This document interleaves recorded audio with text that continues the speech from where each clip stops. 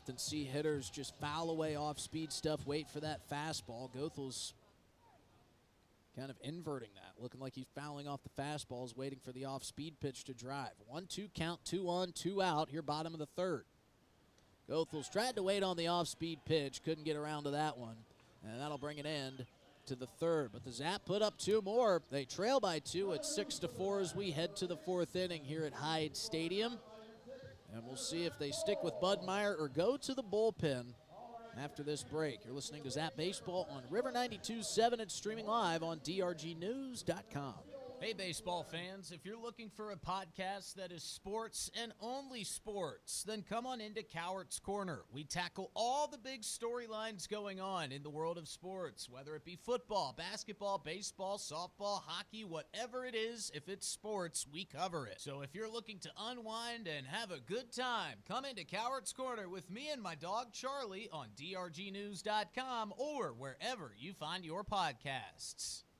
Your best round of the year is waiting for you just 1 mile north of Fort Pierre on Highway 1806 at Dunes Golf. Play 9 or 18 holes, pay by the round, save with a punch card, or become a member for unlimited play. And Dunes Golf is a great location for group outings or a summer play day. Call 605-223-2525 or see golfdunes.com. 18 holes and a driving range beautifully nestled alongside the Missouri River. It's Dunes Golf.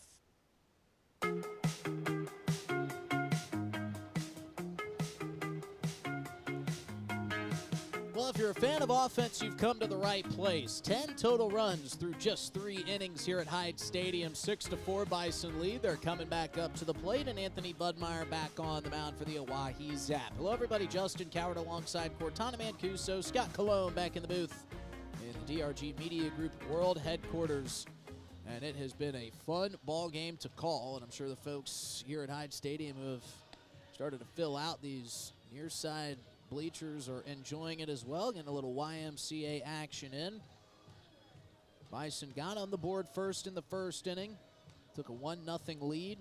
Zap answered back with 2 in the bottom half of that inning, make it 2-1. Harrison Simpson's grand slam made it 5-2.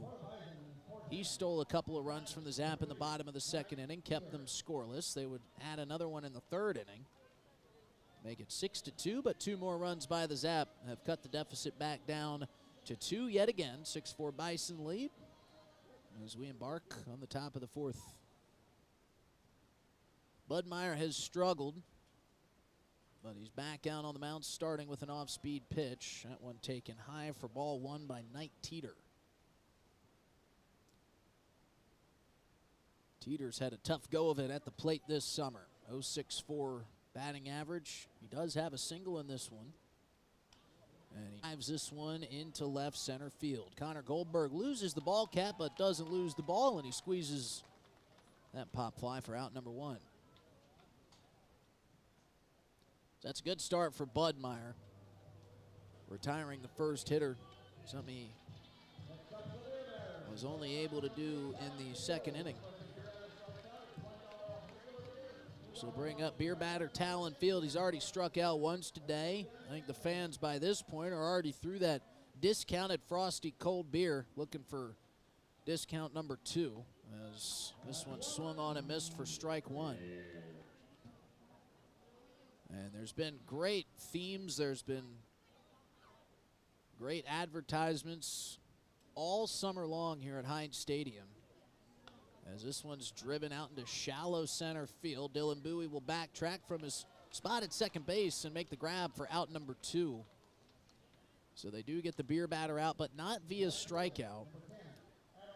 And a lot of great promotions here at Hyde Stadium all summer long. Really makes me think back to some of the best promotions that maybe didn't turn out so great. They've all turned out great for the Zap here this summer, but there's never been a promotion that has backfired on a team like the 10-cent beer night that the Cleveland Indians tried to put on back in the mid-'70s.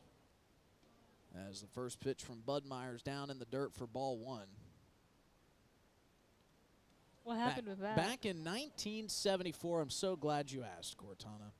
The Cleveland Indians were looking to drum up a little bit of extra business So they decided we're going to do a 10-cent beer night, which, think about that today, is absolutely unheard of. A $10 beer night would be a discount at a lot of MLB stadiums. That one missing out of the zone for ball 2. It was June 4th, 1974, and the Cleveland Indians were taking on the Texas Rangers, and they were trying to drum up some extra fans coming to the ballpark, so they did 10-cent beer night. They didn't think that far in ahead, or excuse me, that far in advance, as this one misses high and away for ball 3. They only hired about 50 security guards, and they had 25,000 fans come out to the ballpark. They were only drawing about 12 to 13,000 fans on a typical Tuesday night, as this one misses in for ball 4, and Budmeyer didn't like that call. But a 4-pitch walk there to Adam White. With 2 outs, we'll put the first base runner onto this inning. They only hired about 50 extra security guards, and one of their stipulations was you could only get 6 beers at a time. Not for the whole night, but in one trip to the concession stand. Well, as you would imagine, as this one is clunked off the back of a helmet there of Cam Hagenson, second batter hit by a pitch tonight. As you can imagine, it did not turn out well on 10-cent beer night for the Cleveland Indians organization. They had about 10 different brawls. They had a woman run onto the field and attempt to kiss the umpire. They had about 10 different streakers, or at least more than 10, storm onto the field. As this one misses in for ball 1. They said they sold an estimated 60,000 cups of beer to these 25,000 fans. There was brawls in the stands. There was fans throwing cups at Rangers players in the dugout as this one's chopped back to Budmeyer. He'll glove. He'll underhand toss to Brady Glenn for out number 3. And for the first time tonight, the Bison are held scoreless. So we head to the bottom of the 4th inning. Zap trailing 6-4, but the bat's coming up, and we're going to keep it right here. So back to 10-cent beer night in Cleveland. By the 9th inning, approximately 200 drunk fans stormed the field and tried to get after some Rangers players out in the outfield. So the Rangers players followed in suit. They grabbed their bats and went out to fend off the drunk fans that had stormed the field trying to get after some of their teammates. The Cleveland Indian players saw this happening. They grabbed some bats and they went out, and all mayhem had broken loose. Now, mayhem had broken out far before the fans stormed the field. But 10-cent beer night back in 1974, understandably so, has never been tried again in Major League Baseball, and I don't think we'll see that anytime soon. The game that somehow made it 9 innings ended in a forfeit. Cleveland Indians had to chalk that one up as a loss. But for the 60,000, the 25,000 fans in attendance that downed 60,000 beers, they're about the only folks that made out as winners on that June 4th Tuesday night. So it makes you think about what can be learned from promotions like that. Not the only crazy promotion to happen in 1970. In 1979, Disco Demolition Night was a Major League Baseball promotion on Thursday, July 12th. Ended in a riot with people throwing records and firecrackers and tearing up grass on the field. So you never know what can come from a promotion when you try to drum up a little bit of extra business. I would have just loved to have been in the boardroom when they brought up the idea of, hey, we sell beers for 65 cents a pop. Let's drop them down to 10-cent beers. The other problem was they had 2 young college girls that were selling beers out in center field to all of these fans. And you do the math. 2 beer salesmen, 25,000 already lathered up fans. It's going to get out of hand pretty quickly, and it did. So you had fans that were just tired of waiting in the line. They just went up and helped themselves. So you can probably add a couple beers to that 60,000 total. As we get the bottom of the fourth inning underway, first pitch in there for a strike.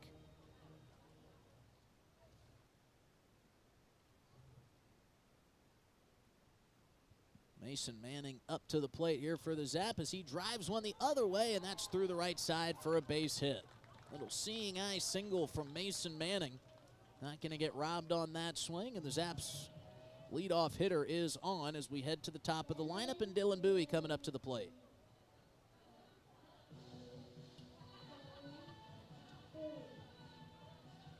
Other problem with that 10-cent beer night was they opted to do it when the Texas Rangers were in town, and just 6 days prior, the two teams had a benches clearing brawl. So you could add the proverbial gasoline to the fire on that one as Bowie pops the first pitch sky high on the infield. Underneath it is Cam Hagenson, and he'll grab that one 2 steps into foul territory for out number 1. But if you get a chance, just go back and look at some of the photos from that June night in 1974.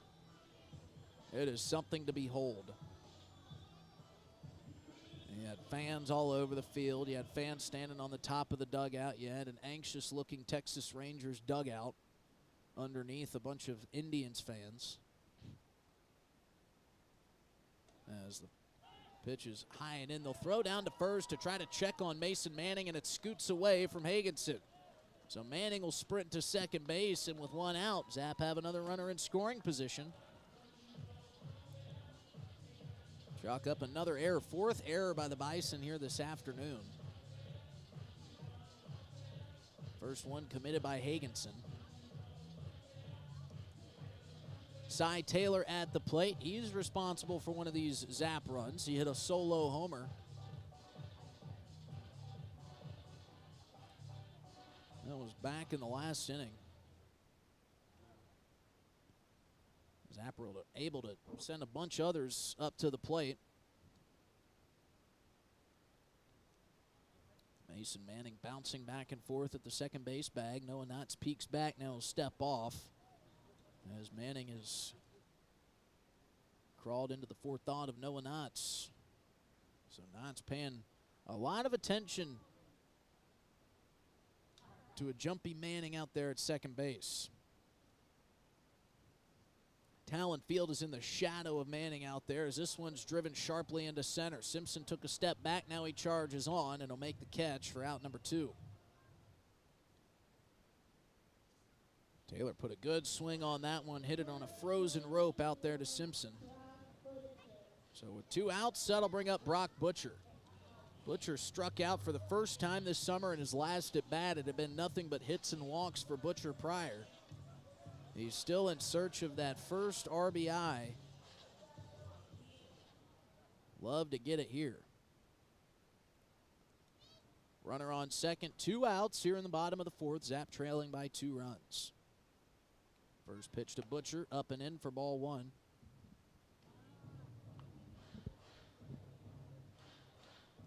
See what the plan is for Jamie Habiger and who he wants to put back out on the mound in the 5th inning. He's ridden with Budmeyer. And other than that Harrison Simpson grand slam, Budmeyer's done a pretty good job limiting the damage. There's the 1-0 from Knotts. That one bounced in. Good block from Teeter will keep Manning at second base.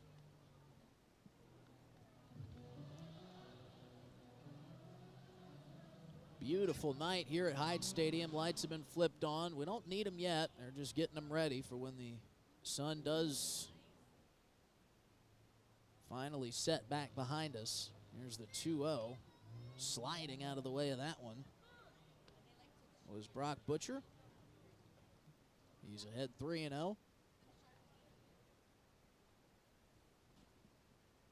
A little bit surprised to see Noah Knotts not going directly at Butcher here with 2 outs and Connor Goldberg lurking in the on-deck circle. He'll go to the zone on that one. 3-0 turns 3-1. No green light there for Butcher.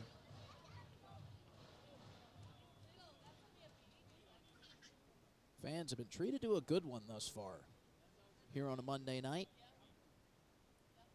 Knots comes set at the belt buckle. And Butcher will take high for ball 4. So the go-ahead run comes to the plate in the form of Connor Goldberg. He's left the yard today. His first inning home run gave the Zap the 2-1 lead. And why not try to leave the yard again? He's got 2 on, 2 outs. And he's arguably been one of the best, if not the best hitter in the ILB this summer. He's hitting .352 coming into this game. He's got 32 hits on the summer, 3 home runs.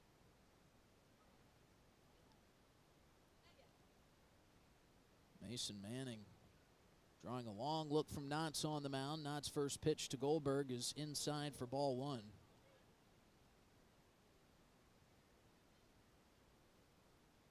Talon Field certainly wants to let Mason Manning know that he is lurking. When Manning gets his lead, Talon Field is essentially in the back pocket of Manning over there. It's at his shortstop position. They'll turn, they'll fire. This one goes into center field. Mason Manning will get up and try to take third. Meanwhile, Butcher will scamper down to second.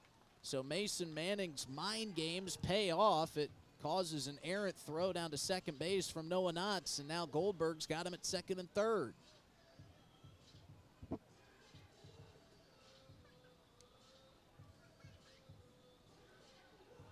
So a couple errant throws from Noah Knotts have kept innings going for the Oahe Zap in this one here today.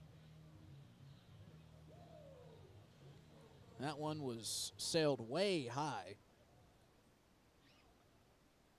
Count is 1-0 to Goldberg. And he ropes this one to the shortstop. Routine play for Field. He'll fire to first. Dug out beautifully by Hagenson for out number 3. So the Zap leave him stranded on second and third. We head to the top of the 5th inning. Good one going here on a Monday night at Hyde Stadium. Bison leading 6-4.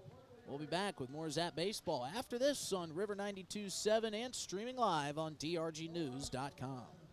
These days, people consume information at different times of day and through a variety of different platforms. That's why DRG Media Group's AM and FM radio stations, drgnews.com website, and DRG mobile app provide local news, sports and weather, music and entertainment news, area high school athletic events, and more. But as members of your community, we want to hear from you too. Are you not hearing what you want to hear? Do you have an event coming up that you need advertised? Then let us know by using the Contact Us feature on the drgnews.com website or on the DRG News app. You can send us a song request, a news or sports item, a request for advertising information, and more. Fill in your information, select which type of inquiry you have, provide the relevant details, then click Submit. We make qualifying information available to the public using our DRG Media Group radio stations, drgnews.com website, and DRG News mobile app. Thanks to our advertisers, it's all available to you for free. drgnews.com and the DRG News app are updated throughout the day, so check back often.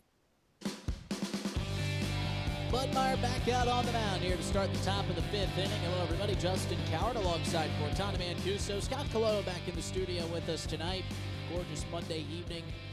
Great baseball weather as the temperatures dropping slowly but surely. 94 at first pitch, and it's just a bit over 90 now. Long Branch Loud drawing some loud crowd chants from the home side of the setup here at Hyde Stadium.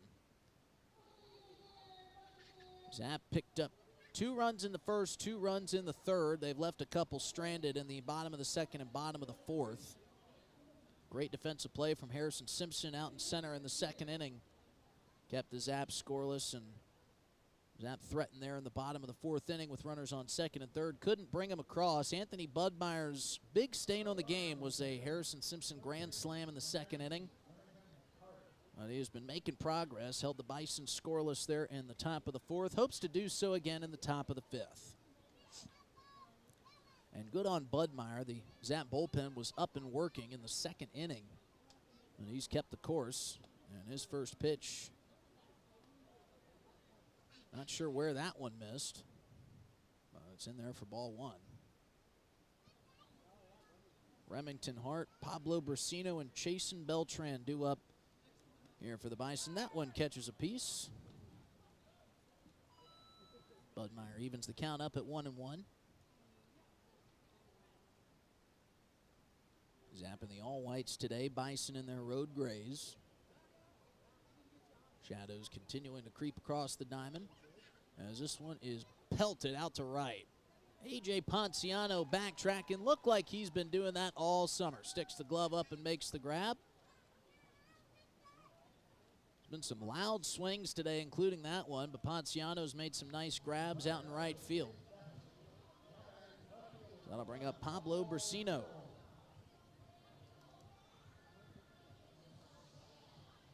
Brasino scored in the third inning off of an RBI single from Chasen Beltran.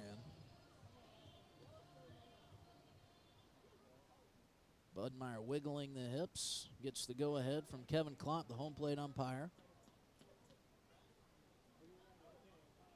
And he turns around the first pitch, but sends it foul towards the Zap bullpen.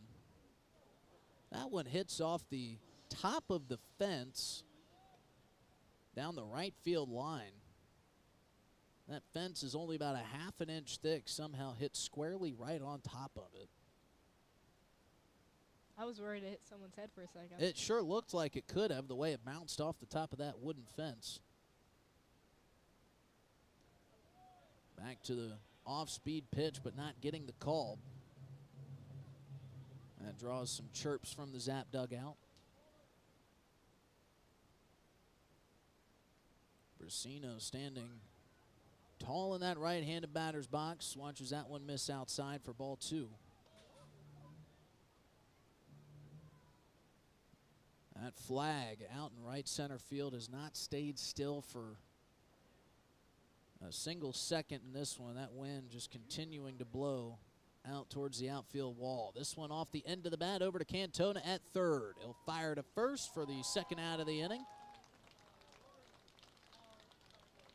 So 2 quick outs for Anthony Budmeyer, exactly what he's drawn up for this fifth inning, and now see if he can retire Chasen Beltran to go 1-2-3 here in the fifth.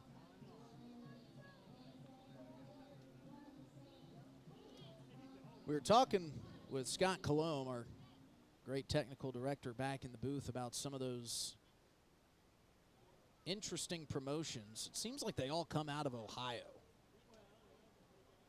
As Budmeyer misses down and away for ball one.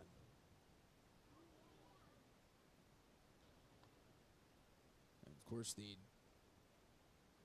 WKRP turkey drop back in '78. Seems like all these promotions happen in the mid-'70s. This one's fouled off. It's a great video. Head golf pro out at Red Rock in Rapid City, Jason Young, gets a big kick out of the WKRP and Cincinnati turkey drop, where turkeys were just falling out of the sky. 1-1 from Budmeyer. Curveball falls in for strike two.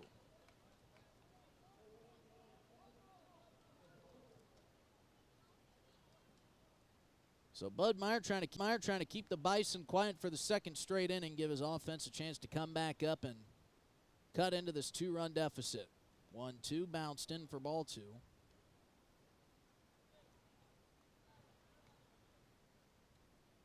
Must-win ball games for the Zap over the next couple of days. Essentially have to win out for the rest of the regular season to get a chance to crack into that championship series against the Spearfish Sasquatch. Here's the 2-2 from Budmeyer. This one roped over the second baseman's head, trotting back and off the tip of the glove of Dylan Bowie and down for a 2-out base hit. We'll see how they rule that one. Certainly a makeable play for Bowie. It's kind of a softly looped base hit. They'll score it a hit. It'll be the 7th hit of the afternoon for the Bison. And back to the top of the lineup in Harrison Simpson. I think Budmeyer would have certainly loved to have waited till the top of the 6th to face Simpson.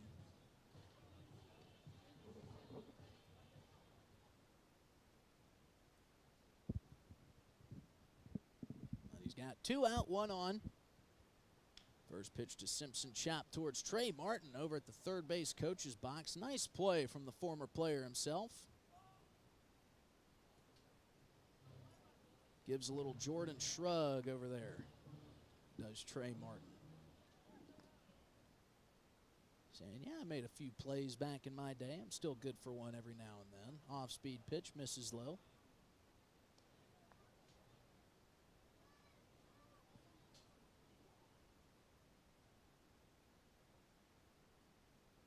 Quick peek over to first from Budmeyer. Now he sets his sights on Simpson. This one off the plate. Good stop there by Goethals. 2-1 count. Budmeyer going to rub this one up.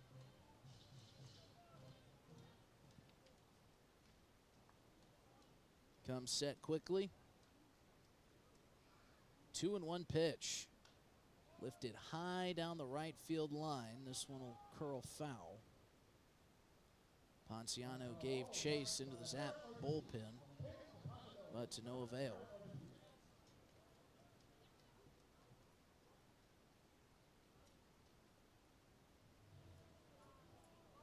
Simpson's been a big part of this Bison lead here today.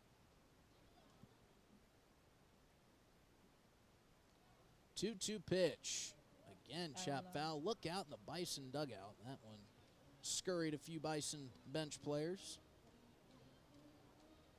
And the way this field's set up, especially at this time of night with the sun just directly in the eyes of everybody over in that third base dugout, you got to be on your P's and Q's when a foul ball comes screaming at you like that. We'll do the 2-2 again. Swung on and missed. He pulled the string for strike 3. So it wasn't a 1-2-3 inning, but it's back-to-back scoreless innings for Anthony Budmeyer. We head to the bottom of the 5th. Zap looking to keep the train moving along. Trailing by 2. 6-4 Bison lead. Zap will look to cut into it after this. At Darren Boyle Sales, I have the Bush Hog equipment on hand to help you with your spring projects. Right now, I have Bush Hog mowers on hand in sizes from 6 to 20 feet. Bush Hog rear-mounted blades, Bush Hog tillage equipment including 4 sizes of rear-mounted tillers, and Dixie Chopper zero-turn mowers on hand. 3 different models available with prices starting at $49.95. Check out my large selection of farm equipment at the lot on Sale Barn Road in Fort Pierre. Like the Darren Boyle Sales Facebook page or shop online anytime at darrenboylesales.com. Ameriprise Advisors can work with you to provide personalized goal-based advice based on your short and long-term goals. Plus, you can track your investments and financial solutions with our digital tools and regular meetings. Call Ameriprise Financial Advisor Angie Teason with Wealth Partners, a private wealth advisory practice of Ameriprise Financial Services, LLC, at 605-224-6777. That's 605-224-6777. Office is located at 740 East Sioux Avenue, Pierre, South Dakota. Ameriprise Financial Services, LLC. Member FINRA and SIPC.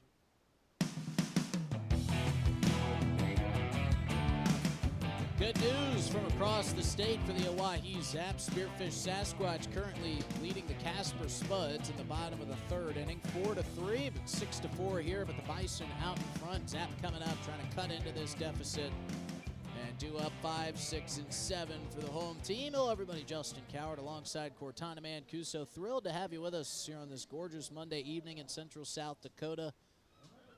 No clouds hanging over top, just some blue skies and some dropping temps, making for a perfect night here for First Dakota National Bank. A lot of fans in attendance, including some Pierre Wildcats, some familiar faces. Pierre Wildcats, the Special Olympics squad here in Pierre. Some of the biggest Zap fans there are, and they've only got a couple more home games to cheer on their favorite ball club and hoping to rally them back for a win here tonight. We head to the bottom of the 5th. 6-4, as we mentioned, the Bison lead. All 6 runs for the visitors have come through the first 3 innings. All 10 runs combined, for that matter, have come. But the Zap have left some runners on, some flashes of leather. The Bison defensively have stolen some runs away from the Zap. We'll see if A.J. Ponciano can get things started here in the 5th inning. As Noah Knott's back out on the bump, bounces one in for ball 1. And we do see some movement out in the Bison bullpen.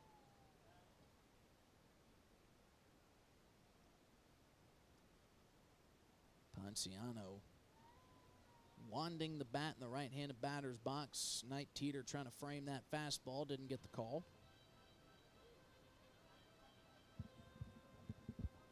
Doubleheader coming up between these two tomorrow night. 5:35 first pitch. Game 2 will be about 30 minutes after the conclusion of Game 1. Then 7:05 on Wednesday night right here on River 92.7. Look out, Ponciano had to duck out of the way of that one. Makes it 3-0.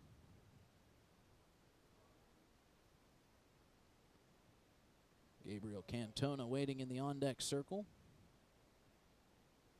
Ponciano will take ball 4 on the outside corner. So a 4-pitch walk will put the leadoff runner on for the Zap. It's always a good start when you're trying to formulate a comeback.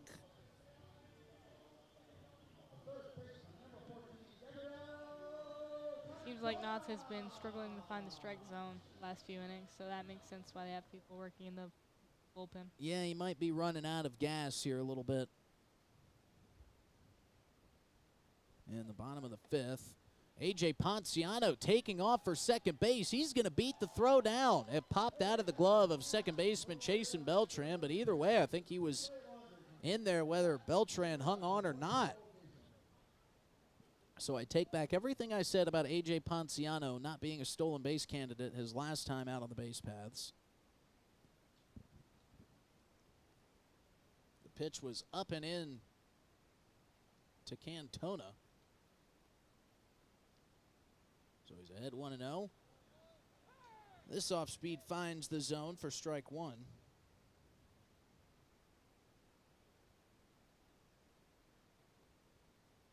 This will be the 66th pitch of the outing for Knotts. This one off the plate for ball 2.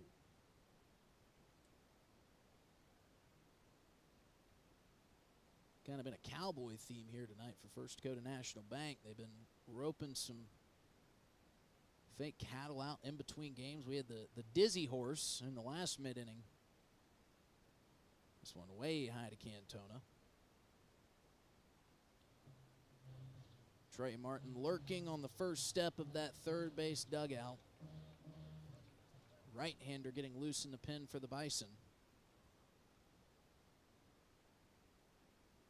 Ponciano and Talon Field getting acquainted over there at the second base bag. Cantona takes a strike on the outside corner to work the count full.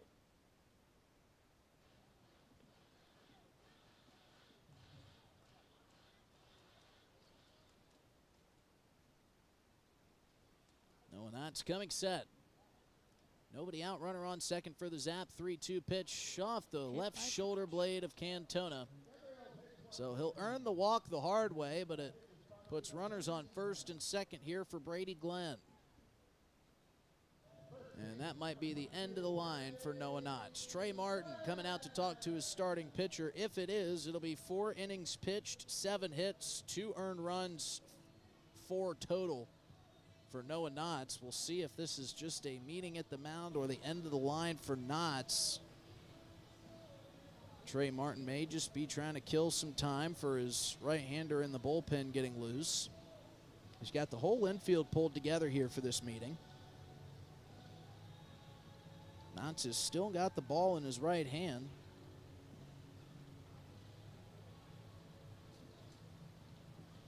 Knotts has been pretty good. There's been 4 errors committed by the Bison here this afternoon. A couple by Knotts, one on a throw down to first base.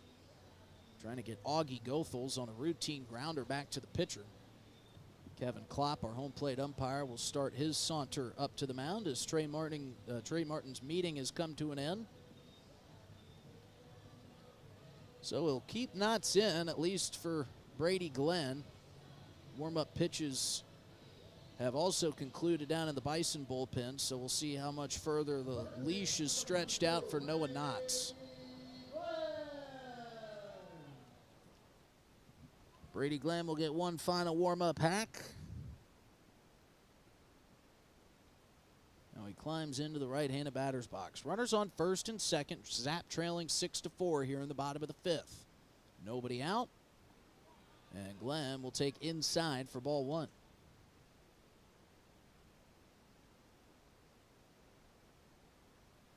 Glenn's got a ton of real estate out in right center if he can drive one the other way. And he bows this one back behind him into the netting.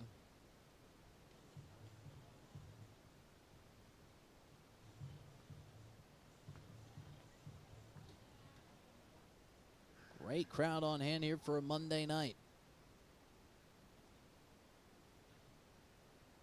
Fans fans just kind of strewn about throughout the whole ballpark, taking advantage of all the great things the Zap have to offer. This one chopped to the third base side. A.J. Ponciano trying to get in the way of the throw. They'll get the out at second, and the out at first is bang, bang, but in time.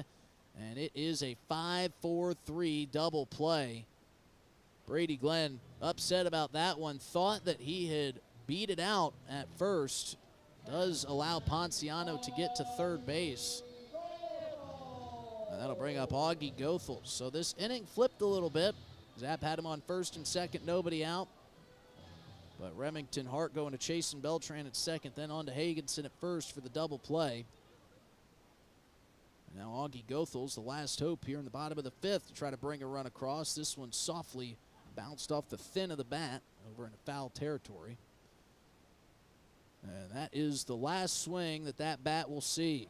That's a broken bat, and I was talking to one of the Wildcat athletes, and she told me, I'm here for one of the broken bats. Well, there's your opportunity.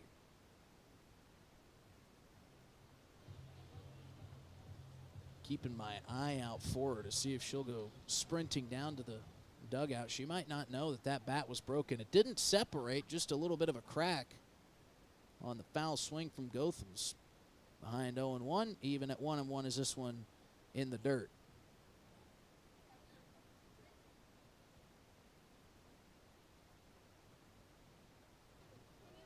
That swing, that pitch was in on the hands of Goethals. Had to squeeze the hands on the inside to get around to it. Cost him a piece of lumber. This one chopped down the third base line. That one's foul.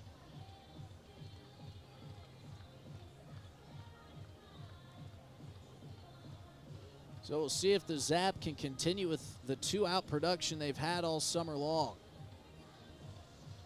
A.J. Ponciano 90 feet away at third. Base hit will bring the Zap within one run.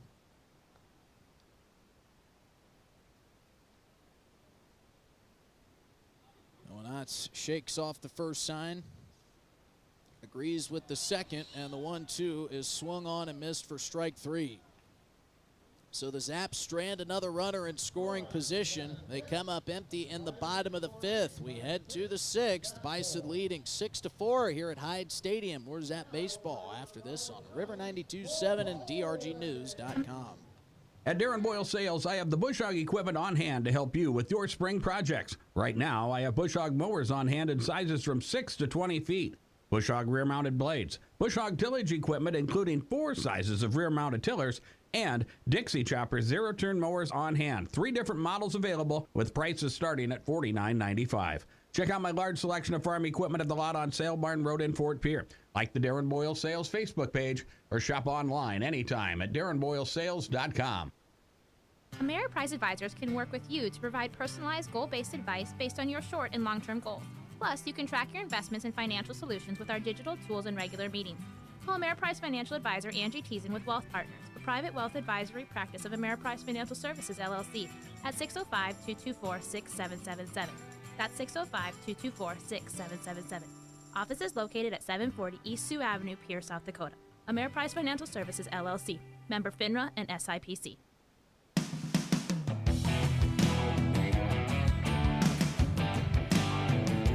New pitcher on the mound for the Oahe Zap as Anthony Budmeyer's day is done and in the books. Taking a quick look at Budmeyer's stat line from his start this afternoon. He went 5 innings, gave up 6 hits, 6 runs, 5 of which were earned, struck out 4, walked 5. And the new pitcher on the mound for the Oahe Zap, as we get our first look this afternoon. Got some numbers being switched around. Number 29, who is not listed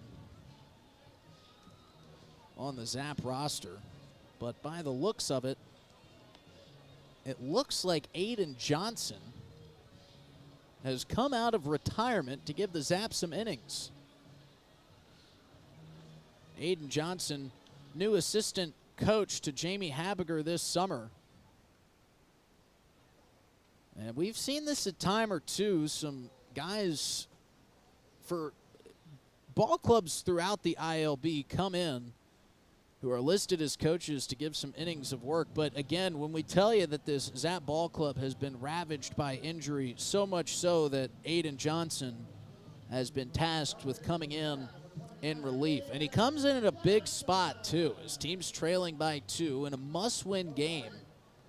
And when Jamie Habiger says all hands on deck, he really means it. Aiden Johnson's first pitch back out on the bump for the Zap is bounced in for ball 1.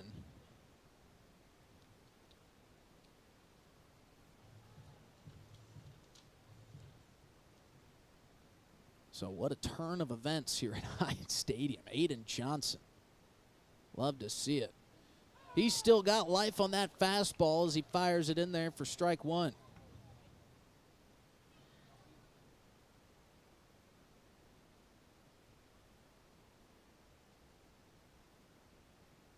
One and one count. This one lifted out into center. Connor Goldberg moving to his left, looks up into the bright sunlight, and he's got it for out number 1.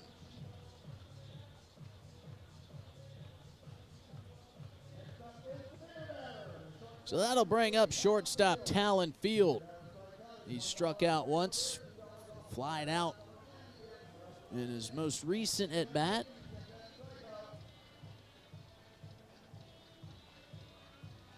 And our pure Wildcat athlete, I think she's just realized that there was a broken bat in the last inning. She's going to go try to find it.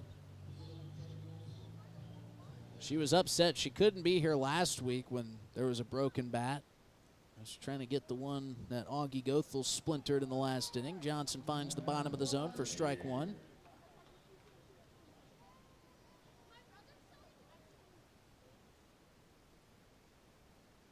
Johnson looking like he hasn't missed a step. Pulls the string on the off-speed pitch. Gets the swing and the miss for strike 2.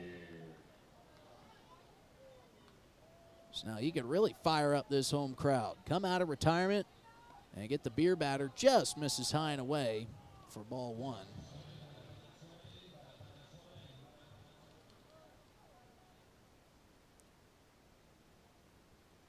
Talon Field in the left-handed batter's box awaits the 1-2. This one bounced in for ball 2. We'll see how long the leash is for Aiden Johnson, too. I mean, there's nobody working in the Zap bullpen. Why would there be? It's been working efficiently. 2-2. Thought he had strike 3, but didn't get the call from Kevin Klopp.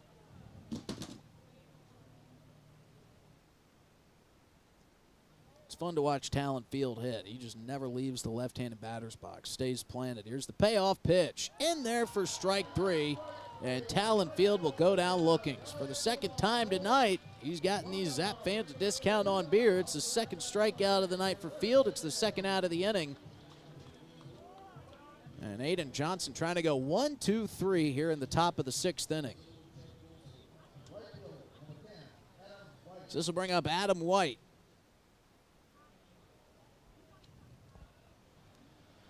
Bison right fielder hitting .214 on the season. He's got a triple here tonight.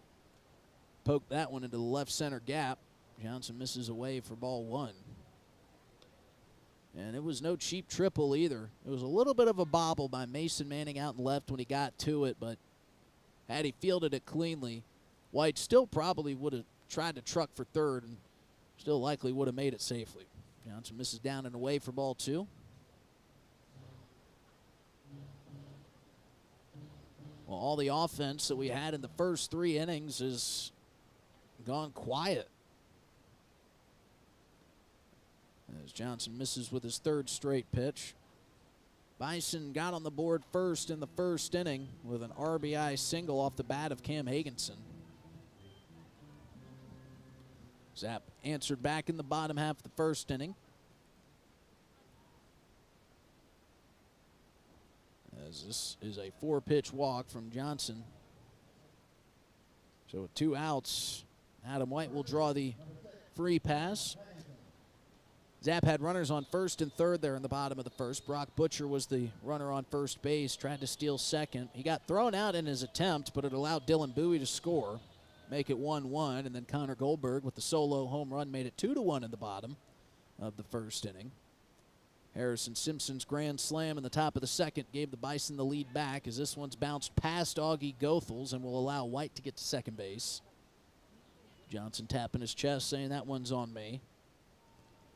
Simpson's grand slam made it 5-2. Zap got robbed by Simpson in center field with 2 runners on and 2 outs. Made one of the most spectacular catches we've seen on this field all summer long out in left center.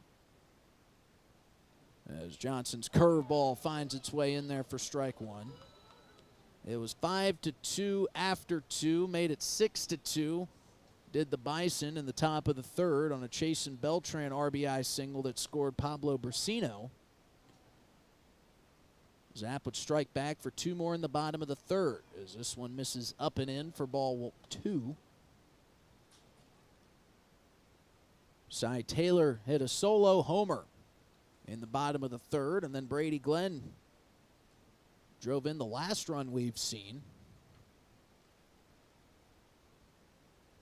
As this one's grounded over to Cantona at third. Plays it on a tricky hop, makes it look routine, and Aiden Johnson comes out of retirement and keeps the Bison scoreless in the top of the 6th. We'll head to the bottom half. Zap have been knocking on the door for the last 3 innings. We'll see if they can finally break through here on River 92.7 and drgnews.com. Since 1894, Ameriprise Financial has worked for their clients' futures, helping millions of Americans retire on their terms. I'm Rick Doctor, a financial advisor with Wealth Partners, a private wealth advisory practice of Ameriprise Financial Services, LLC. I remain true to the vision of always putting clients first. I am ready to help you get where you want to be. Offices located at 740 East Sioux Avenue, Capitol Creek Center, Pierre, South Dakota. Ameriprise Financial Services, LLC, member FINRA and SIPC. Your best round of the year is waiting for you just 1 mile north of Fort Pierre on Highway 1806 at Dunes Golf. Play 9 or 18 holes, pay by the round, save with a punch card, or become a member for unlimited play. And Dunes Golf is a great location for group outings or a summer play day. Call 605-223-2525 or see golfdunes.com. 18 holes and a driving range beautifully nestled alongside the Missouri River. It's Dunes Golf. New arm on the mound for the Bison Baseball Club. It's Drew Kloster, who saw some success against the Zap offense the last time he took the mound here at Hyde Stadium. Was a part of that 2-pitcher combo 9-inning win for the Bison. He threw 3 innings of work his last time here at Hyde. He only gave up a couple hits and a run as the Bison were able to take and salvage Game 3 of that 3-game set. Kloster, a tall, lanky right-hander, can deliver it with some pace. But as we mentioned, Zap have been threatening the last 3 innings, just haven't been able to bring those runs across to either tie this one up or take the lead. They've left runners stranded in each of those last 3. They trail 6-4 to the Oahe Zap, but coming up, Mason Manning, Dylan Bowie, and Cy Taylor 9-1-2 here for the home squad. Beautiful night for an awesome game here on River 92.7. We've been treated to a good one. 6 runs on 7 hits for the Bison, 4 runs on 5 hits for the Zap. 4 errors all belong to the visiting Bison. First pitch from Kloster's outing is swung on and missed. A blistering fastball by the swinging Mason Manning.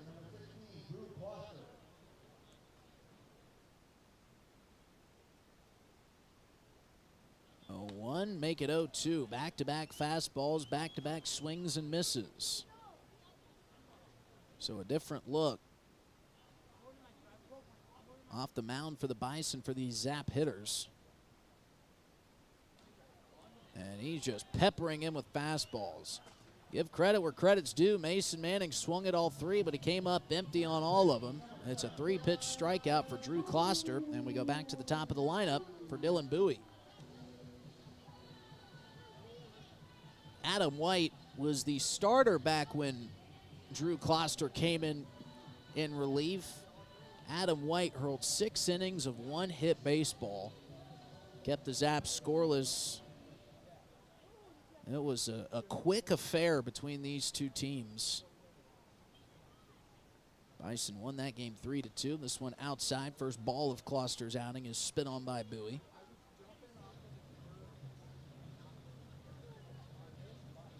Shadows creeping across the middle part of the infield here at Hyde.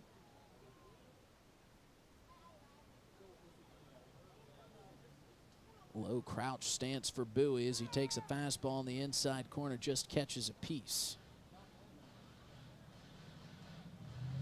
All 10 runs between these two teams came in the first 3 innings. These last 2.5 innings have been scoreless. Kloster's 1-1 is lowly looped over to the shortstop and underneath the glove of Talon Field. So that'll be another error for the Bison, but the Zap will take it. Dylan Bowie is on safely at first. It's the first off-speed pitch we've seen from Kloster, and well played by Dylan Bowie. Sat on it and put the ball in play, forced the defense to make a play, and they couldn't do it. So now Cy Taylor, who's hit a home run here tonight, will come up as the tying run here in the bottom of the 6th.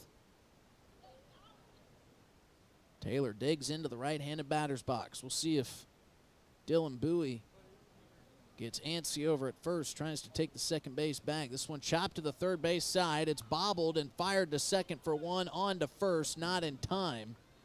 So Remington Hart, who had trouble fielding it, was able to corral it and at least get the lead runner.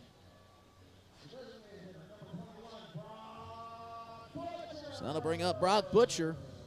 1 out, 1 on.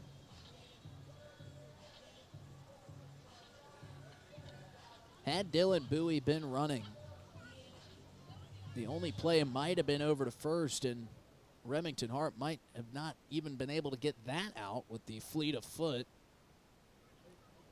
Cy Taylor running. But either way, it's a first pitch ball in the inside corner. Did that hit Brock Butcher? That's the question. They're going to say it didn't. The way that Butcher reacted, it looked like it might have caught a piece of the jersey. Kevin Klopp came out from behind the home plate circle and looked like he was about to whistle things dead. But it'll just get registered as ball 1, and it allows Cy Taylor to get down to second base. So now runner in scoring position with 2 outs here in the bottom of the 6th inning, and that one's called for a strike. First down of the inning came on a 3-pitch strikeout to Mason Manning. Dylan Bowie reached on the error. Fielder's choice got Bowie out at second. Cy Taylor was safe at first. This one off the plate for ball 2. Taylor down at second after that pass ball. So the Zap again knocking on the door. Done so for now 4 straight innings. This one fouled off, evens up the count at 2 apiece. Nice play in the on-deck circle made there by Connor Goldberg. Stuck out the left hand, snagged it out of the air off the netting.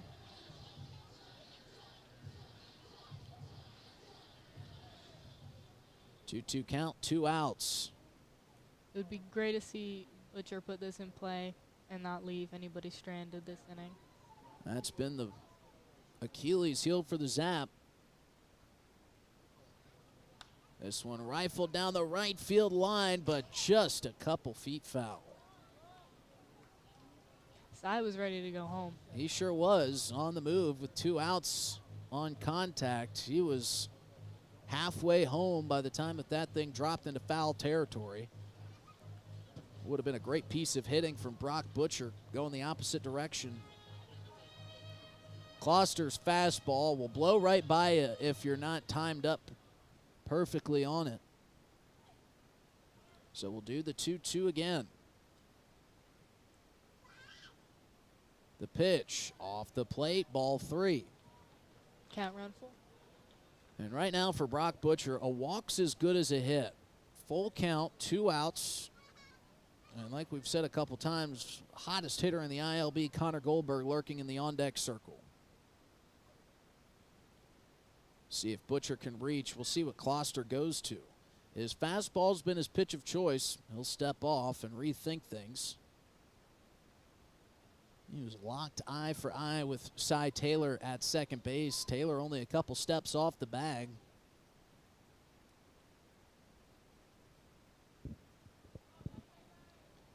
Here's the pitch. Swung on and missed for strike 3. And that's how the bottom of the 6th will come to an end. So again, the Zap leave runners stranded in scoring position. Aiden Johnson back out onto the bump in relief. We head to the top of the 7th inning. Zap still trailing 6-4 here at Hyde Stadium on a Monday night. It's time for the bucket toss. We'll let you know if that green bucket gets filled up on this First Dakota National Bank bucket toss chance. I'm going to go ahead and go out on a limb and say that nobody's going to get it to sit and stay in the green bucket, but we'll let you know after this. You're listening to Zap Baseball here on River 92.7 and drgnews.com. Since 1894, Ameriprise Financial has worked for their clients' futures, helping millions of Americans retire on their terms. I'm Rick Doctor, a financial advisor with Wealth Partners, a private wealth advisory practice of Ameriprise Financial Services, LLC. I remain true to the vision of always putting clients first. I am ready to help you get where you want to be. Offices located at 740 East Sioux Avenue, Capitol Creek Center, Pierre, South Dakota. Ameriprise Financial Services, LLC, member FINRA and SIPC. Your best round of the year is waiting for you just 1 mile north of Fort Pierre on Highway 1806 at Dunes Golf. Play 9 or 18 holes, pay by the round, save with a punch card, or become a member for unlimited play. And Dunes Golf is a great location for group outings or a summer play day. Call 605-223-2525 or see golfdunes.com. 18 holes and a driving range beautifully nestled alongside the Missouri River. It's Dunes Golf. Well, one of the best times of the night coming through here at Hyde Stadium as we creep up on the 8:30 hour. The train is rolling through here at Hyde Stadium. We've got one final toss at the bucket and woefully short. Doesn't come up. As you can probably hear the train howling through our crowd mic. There's no scene prettier than having a Zap baseball game under a cloudless Monday night sky with the sun setting back behind us and the train working its way through central South Dakota. And I don't think anybody had this on their bingo card. Aiden Johnson on in relief. Anthony Budmeyer went 5 innings through 109 pitches, faced 28 batters. Gave up 6 runs, 5 of which were earned. Aiden Johnson has walked 1. He struck out 1. And we'll see how much gas in the tank Aiden Johnson possesses, as his first pitch is off speed. And again, I'm not sure where that one missed. Aiden Johnson a little bit perplexed as well. Kevin Klopp signaling that pitch was up. Johnson comes back with a fastball, gets a swing and a miss from Ethan McLaughlin. 6, 7, 8 coming up here for the Bison in the top of the 7th inning. Time running out for the Zap in a must-win ball game. They've had runners on and in scoring position the last 4 innings. They just haven't been able to bring anybody across. That one misses high.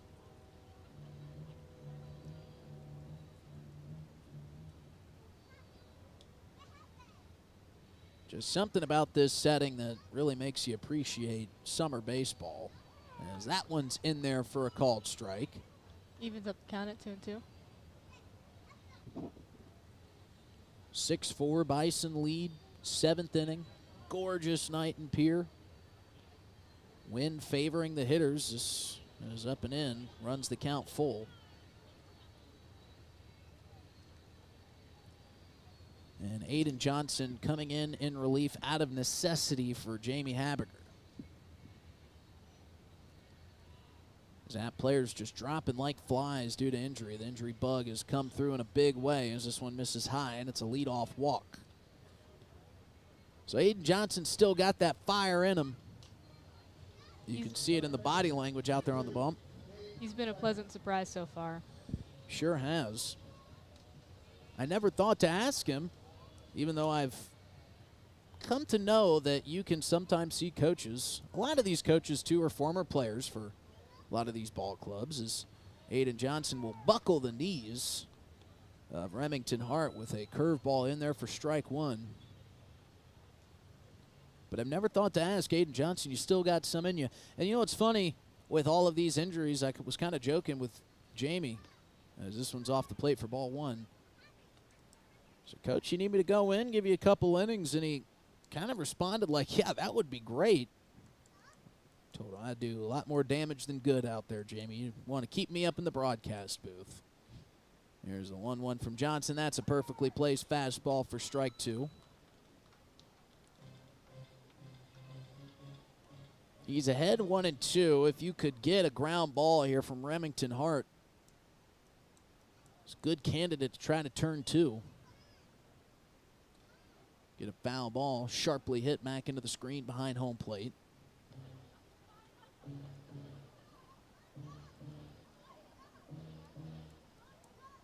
Things cooling down nicely here at Hyde Stadium. 94 degrees at first pitch. 88 now. Got some cooler weather forecasted for the week, but then back up into the triple digits here this weekend. Zap will be on the road in Spearfish. Check swing. Did he go? Yes, he did. Aiden Johnson with his second strikeout in his relief appearance.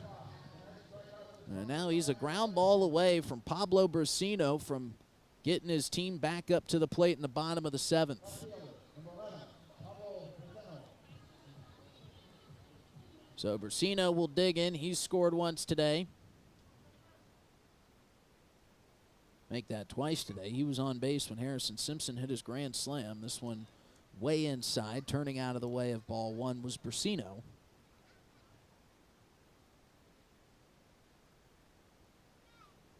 Things not going great for the Minnesota Twins as they embark on a big series to continue the start of the second half. Ball in the dirt. They're going to try to fire down and catch Ethan McLaughlin bouncing too far away from the bag, but he was able to scamper his way back. Saw the ball in the dirt. Nice stop behind the plate from Augie Goethals. McLaughlin able to get back safely. 2-0 count, 1 out. Big swing and a miss from Brasino. It's been the tale of two-thirds. 10 runs between the two teams through the first 3 innings, scoreless through the last 3. 6-4 Bison lead, been that way since the 3rd inning. Check swing, not full swing, but fouled off. That'll even up the count at 2 apiece. Twins have gone final with the Guardians 13-4. Cleveland picking up game 1 of that 4-game series. That'll put the distance between second and third between Cleveland and Minnesota a full game further. And this one bounced through the legs of Goethals. It just barely trickles away from him, and that'll allow Ethan McLaughlin to get down to second base. So again, a full count. 1 out, runner on second. Still nobody up and working in the Zap bullpen. So they're just going to keep relying on Aiden Johnson. Fire strikes, keep this thing a 2-run ball game. A little bit of miscommunication between Goethals and Johnson. And Brasino will call for time. Johnson was kind of spinning his glove, asking Goethals to repeat the sign. Got to be tough when you haven't worked this battery much. Payoff pitch to Brasino. Low for ball 4. So runners on first and second, 1 out. And for those of you not familiar, Aiden Johnson, a former Zap player, thought his playing days might be done. Joined the coaching staff with Jamie Habiger here this summer. And now again, out of just pure need, Jamie Habiger has told Aiden Johnson, we need you out there in relief. And now he has got his hands full. Chasen Beltran up to the plate. 1 out, runners on first and second. Johnson missing inside for ball 1.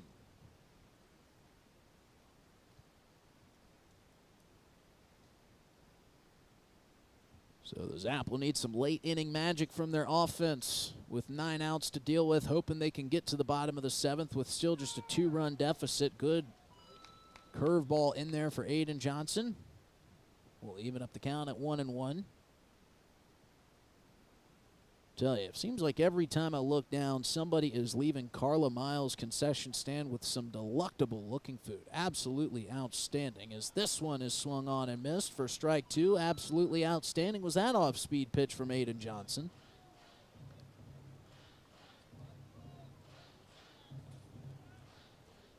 You know you're going to get an exciting game one way or the other when you show up at Hyde Stadium. That's kind of a given. Always a given, you're going to eat well. Bounced again. Goethals couldn't stop it. Everybody's going to move up a station. So a couple pass balls and a wild pitch have put 2 in position here for the Bison. Aiden Johnson ahead in this count, 2-2 to Chasen Beltran, but a dangerous hitter lurking in the on-deck circle. I think best case scenario here, if you're Johnson, is either get a pop out in the infield, a strikeout here. You could walk Harrison Simpson, get a force out at every base with 2 outs. Here's the 2-2 from Johnson. Swung on and missed for strike 3, and that is a massive strikeout for Aiden Johnson and the cause for the Oahe Zap. So what does Jamie Habiger do with Harrison Simpson, who's already hit a grand slam in this ball game in the 2nd inning? Does he let Aiden Johnson pitch to him? It looks like that's going to be what we have. First base is open. We'll see how aggressive Johnson wants to get with the hot-hitting Simpson. First pitch backhanded by Goethals.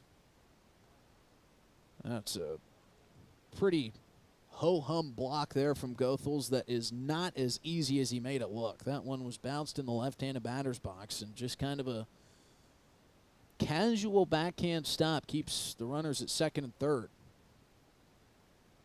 1-0 just inside for ball 2.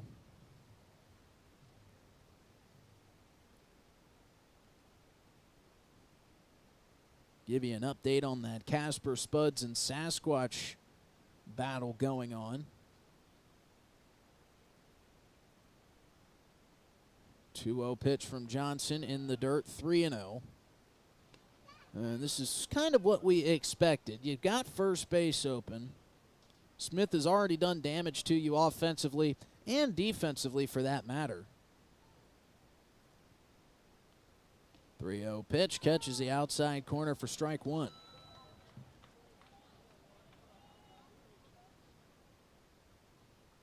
Zap have got to get a win here tonight. Hope for a spearfish win. This one's bounced into the chest of Goethals for ball 4.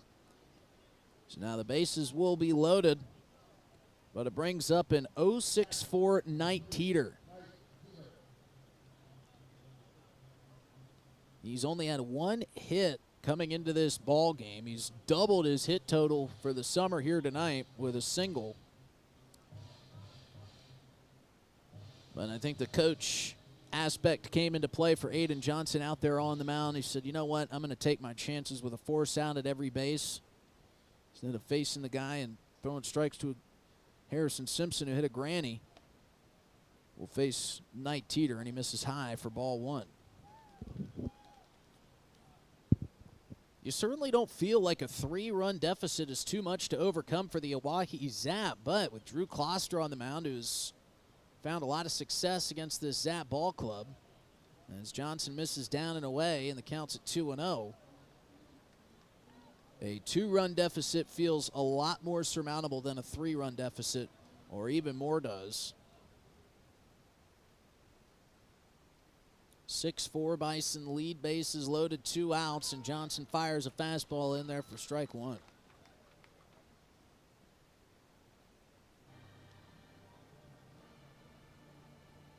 Spearfish have exploded on the Casper Spuds. They lead 11-5, so that's good news for the Zap.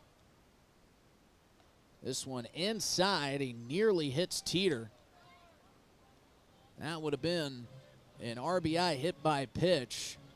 But instead, it moves the count to 3-1, and now Aiden Johnson's got to throw a strike. Deep breath from Teeter. One practice swing as he digs into the right-handed batter's box. 3-1 pitch from Johnson in there for ball 4. Didn't get the call on the inside corner, so it walks in a run. Pitcher's worst enemy, a bases-loaded walk, will make it 7-4 Bison. And not nearly out of the woods yet. That'll bring up Talon Field. Much more impressive numbers for Field on the season than Teeter. He's hitting .273.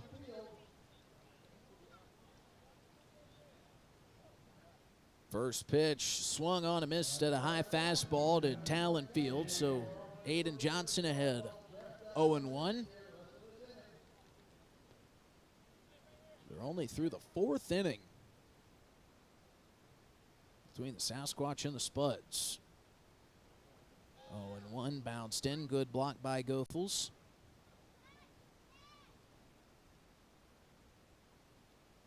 As the night wears on, the wind is settled down.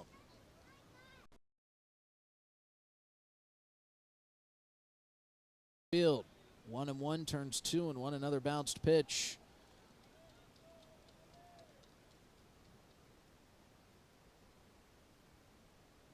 Looks like some bodies starting to work their way towards the Zap bullpen. We'll see if that's the case. Johnson behind 2-1, swung on a miss, pulled the string. Over top of it was Talon Field.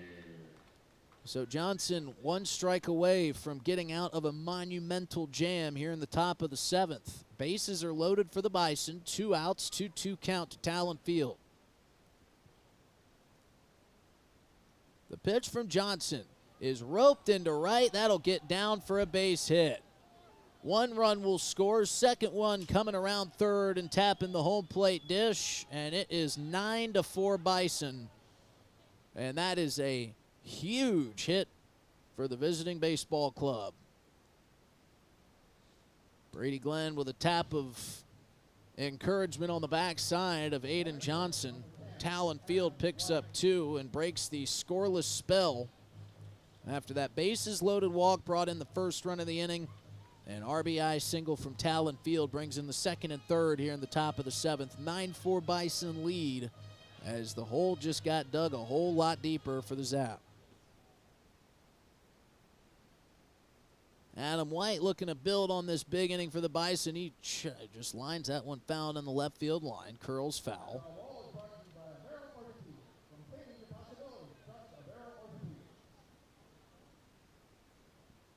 Adam White will get some extra pine tar off the neck of the bat. Johnson peeks over to Talon Field at first. Now comes set at the chest. Swing and a miss on the off speed.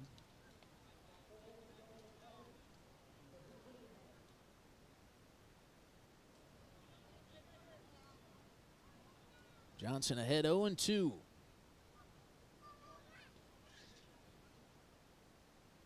Long look in, now delivers. Swung on and missed.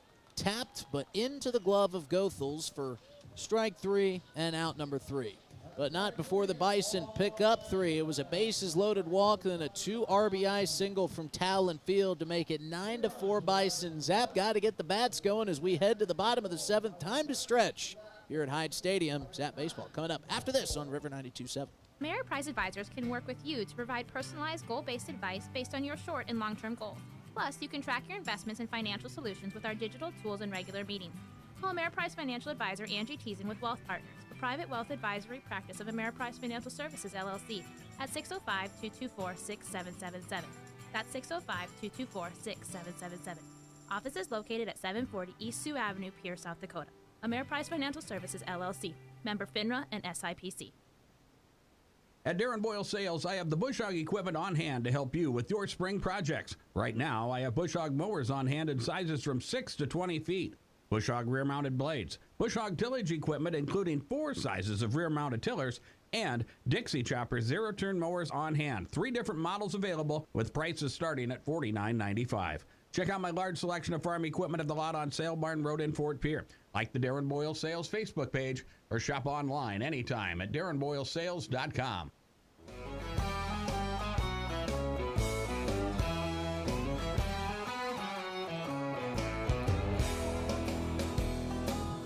Well, the Bison struck for 3 there at the top of the 7th inning to make it 9-4. And now the Zap have a tall mountain to climb as we head to the bottom of the 7th inning. Drew Kloster back on the mound for the Bison. Hello, everybody. Justin Coward alongside Cortana Mancuso with you here on a Monday night on River 92.7.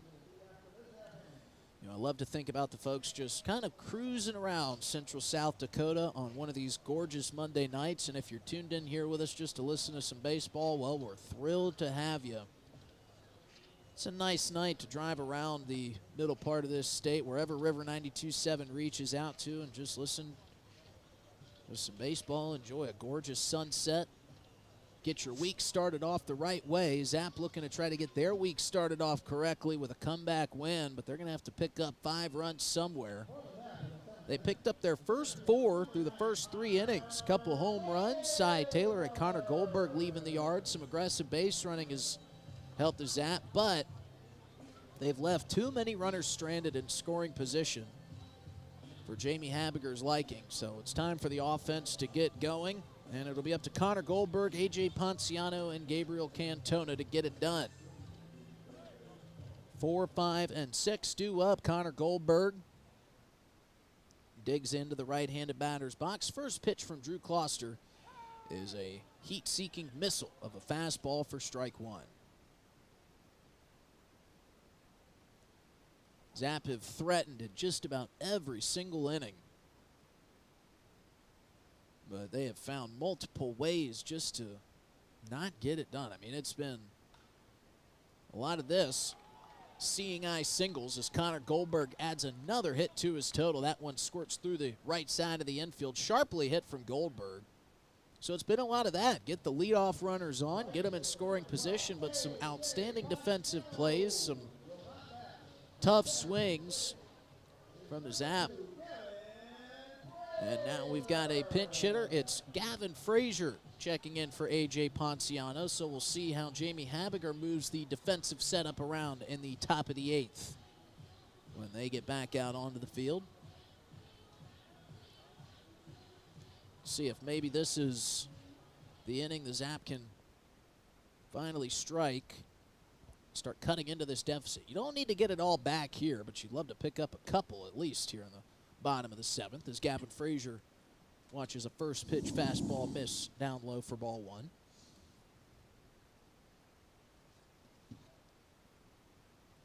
They'll check on Goldberg at first. He kind of dances his way back to the bag. That's one of my favorite things about calling baseball games like this is, you know, maybe somebody just said, you know what, I want to go out and have a drive on this Monday night. Had a long day at work as Frazier takes a generous call on the outside corner for strike 1. Says, you know what, the Twins couldn't get it done. Maybe we'll tune into River 92.7, see if the Zap can get it done. And, well, if we're riding along with you here on this Monday night, so happy that you're along with us. 1-1 pitch to Frazier in there for strike 2. Good off-speed pitch from Kloster. Fans have sure enjoyed this one. Bison have been a tough win for a lot of teams in the ILB. Haven't picked up many wins as Frazier stays alive and fouls this one off. But, man, they give you a good shot each and every time, and that's one thing you got to tip your cap to Trey Martin.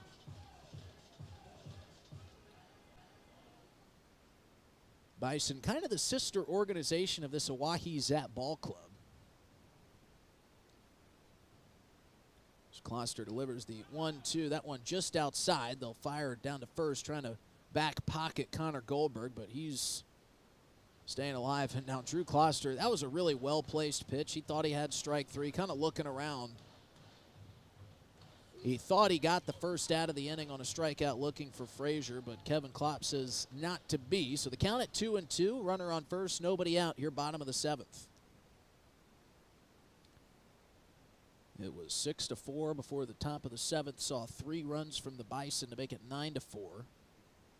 Bison 8 hits, 9 runs. That one is strike 3, and Frazier will go down looking. So not what Gavin Frazier had envisioned in his pinch hitting appearance. That'll bring up Gabriel Cantona, third baseman tonight for the Zap. Normally we saw Mason Melton over there, but he had to get back to college. He was not happy to leave his Oahe Zap teammates, that's for sure, but Melton gave Jamie Habiger a lot of good play this summer. First pitch fouled off by Cantona. And as we kind of expected, some more players coming off the bench. Not many for Jamie Habiger with the injury bug that's bitten the Zap, but it's Ty Farwell who's gotten up and grabbed a bat.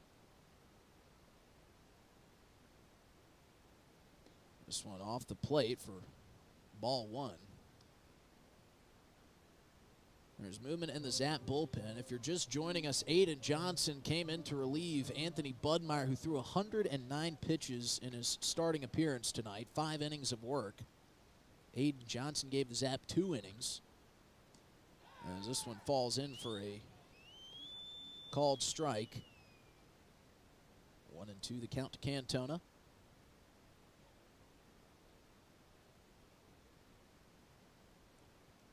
Closter peeks over at first, now fires. This one bounces past Knight Teeter.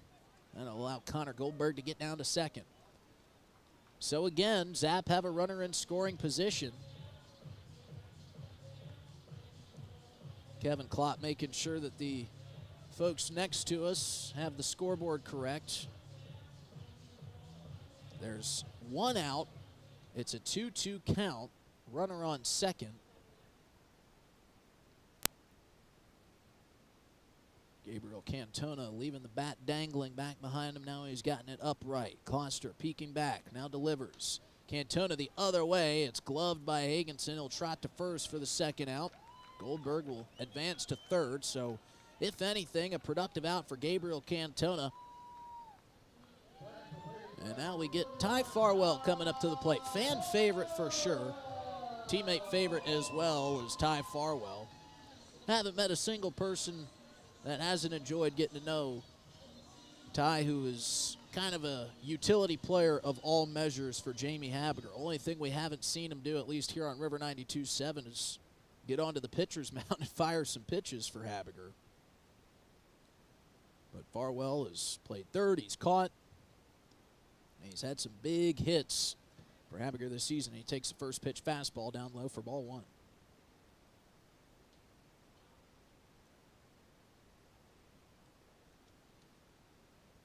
Been a good year at the plate for Ty Farwell, hitting .326. He takes a ball down low for ball two. Farwell has tallied 46 hits, far and away the most by any Zap hitter this season, 32 of which have been singles. He's had 2 doubles. As we got a loose bullpen ball scurry away. Habiger showing off the cannon. And you know, with the injuries that the Zap have sustained, it wouldn't be the craziest thing in the world to see Jamie Habiger go out onto the mound in relief. You know, Aiden Johnson, who pitched for the Zap in years past, is an assistant coach now. He came on for 2 innings of work. Farwell takes low for ball 3. I'm guessing if the pitcher knows anything about Ty Farwell, they're not going to get a strike in there. Yeah, with a 9-4 lead, you do have a runner on third. You're probably right there, Cortana. Wise to pitch away from Farwell and take your chances with Augie Goethals. Goethals, of course, not an easy out either.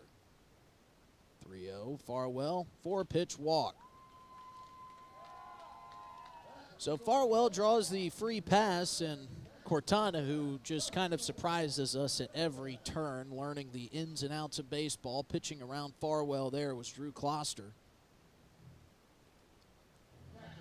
But now one swing from Augie Goethals could bring this thing back within striking distance. They got runners on the corners, 2 outs. Zap have generated 2-out offense all year. See if Goethals can put a charge into one. He does down the first base line, but that just scurries foul. Just about went over top of the first base bag.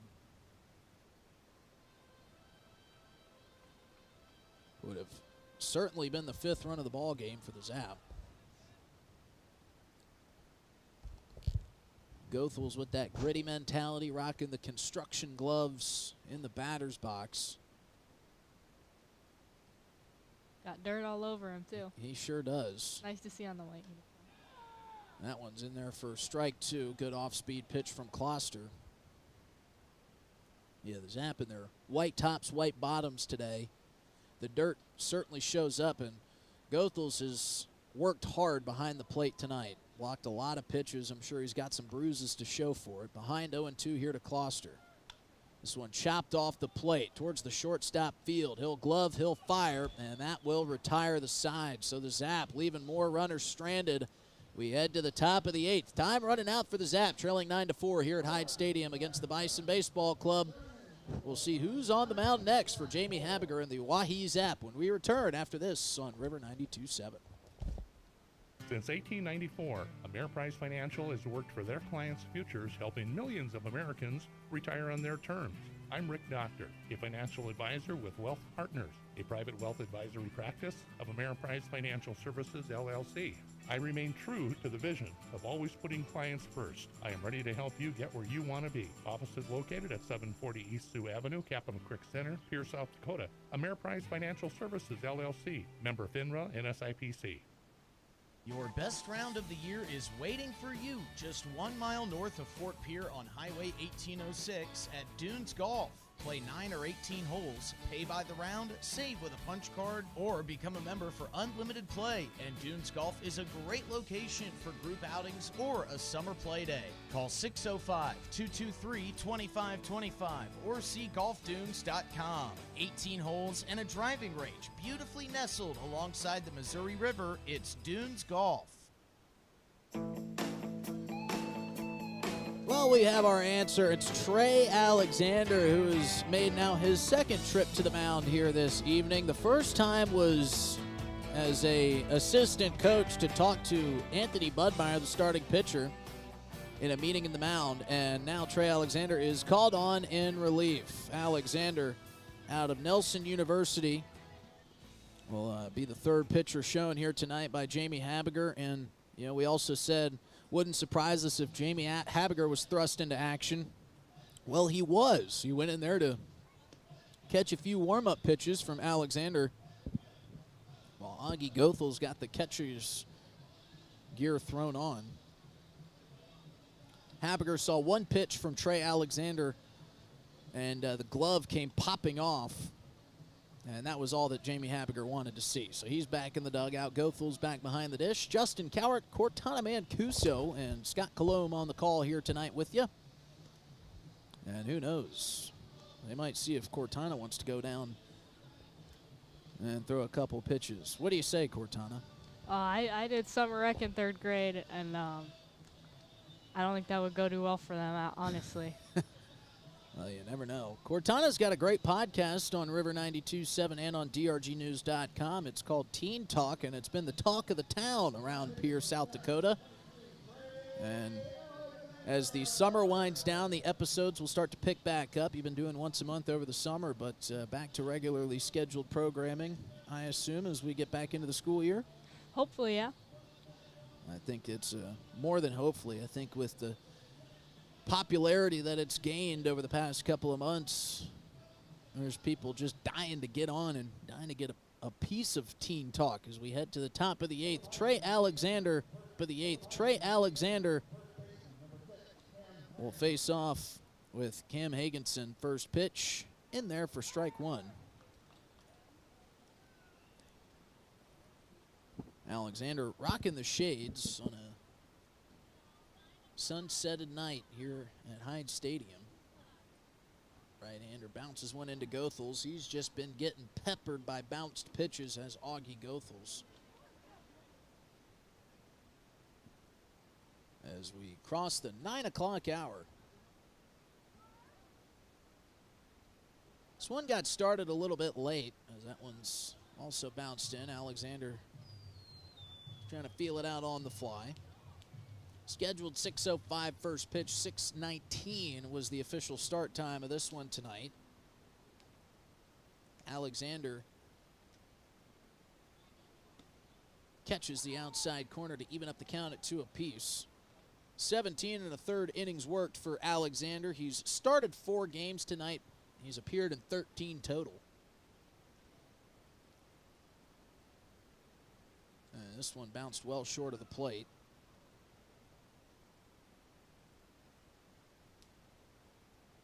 Alexander giving up as many earned runs, or one more than he has hits. 29 earned runs this season, 28 hits. He struck out 15. And this one slapped down the first baseline foul.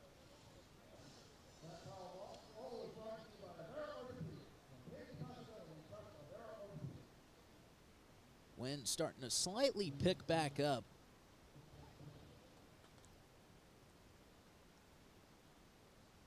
As the payoff pitch is grounded to the second base side. It'll be gloved by Bowie, fired to first.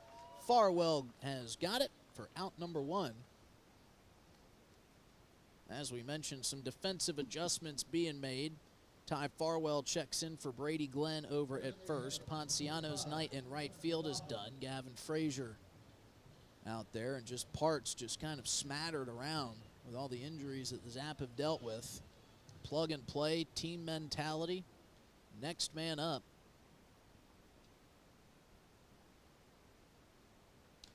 As Alexander gets to work against Ethan McLaughlin, who takes the first pitch fastball off the plate for ball 1.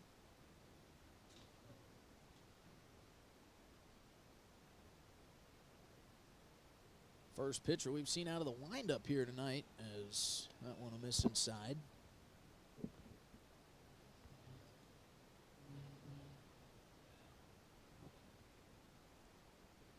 Alexander working quickly. Behind 2-0, now behind 3-0. As that one misses off the corner. Brady Glenn will trot over to get that loose baseball. 9 runs on 8 hits for the Bison, 4 runs on 6 hits for the Zap. 5 errors committed by the Bison, but to this point hasn't really hurt them. As Alexander fires a fastball in on the 3-0 count. Makes it 3-1. Seeing 3 homers tonight, 2 by the Zap. The big one by the Bison off the bat of Harrison Simpson, as that one misses down and away. It's a 5-pitch walk. So now 1 on with 1 out for Remington Hart, Bison third baseman. Normally Remington Hart wears the number 19, but tonight he's wearing number 2. And the number 2 belongs to Trey Martin, the Bison head coach. That one down and away for ball 1.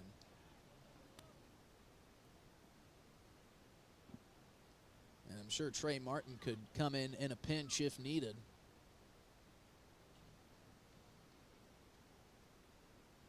Alexander peeks over the left shoulder, now delivers and catches the zone for strike 1. The scent of what I'm assuming is the Oahe Zap dinner tonight is drifting up here, and it smells amazing. It sure does. Anything that comes out of Carla Miles concession stand usually smells as good as it tastes. Big swing and a miss at the off-speed pitch in the dirt has Trey Alexander ahead 1-2. I mean, they didn't really need to revamp the concession stand. The food was already good, but now they have knocked it out of the park. And on busy nights here at Hyde Stadium, you'll see folks just lining up, then getting back in line as this one misses high. Count evened up at 2 apiece. Chislik night when we had some Chislik up here.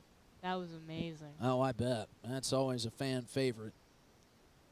As Alexander's 2-2 is in the dirt. This will get away for a moment from Goethals. Runner will go and take second base. McLaughlin is in with a head-first slide. Throw comes in high over the head of Bowie, but backing it up nicely with Cy Taylor. So now the double play out of order. Full count here to Remington Hart.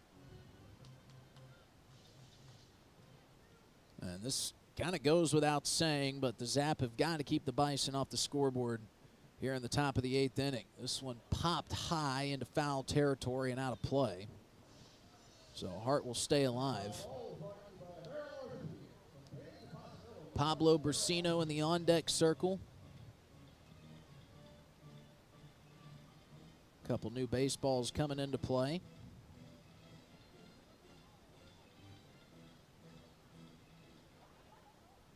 No appearance, no four-legged friends in attendance here tonight. Ridge Limebaugh's dog is at home enjoying a nap, I'm sure, as this 3-2 pitch is in there for strike 3. So Hart goes down looking. A perfectly placed fastball is in there for out number 2. And now Pablo Brasino, the last chance in the top of the 8th for the Bison. We've talked a lot about dogs here at the stadium, but I saw a lady walk by with a cat. I think it was the second to last time you were here. Wow. Didn't expect a cat to be in attendance. This one bounced. Good block by Goethals. Thought about firing down to second. McLaughlin was midway between second and third. Maybe trying to tempt the throw a little bit. Goethals came charging out from behind the dish. I don't know how you get a cat to be. This off speed just barely missing low. Yeah, you got to be pretty confident with the behavior of your cat. Yeah, to not only bring it out of the house, but to bring it to a ball game with so much going on around it. Not even on a leash or anything. I've seen cats on leashes a few times, but not even a leash. 2-0 from Alexander, down and away for ball 3.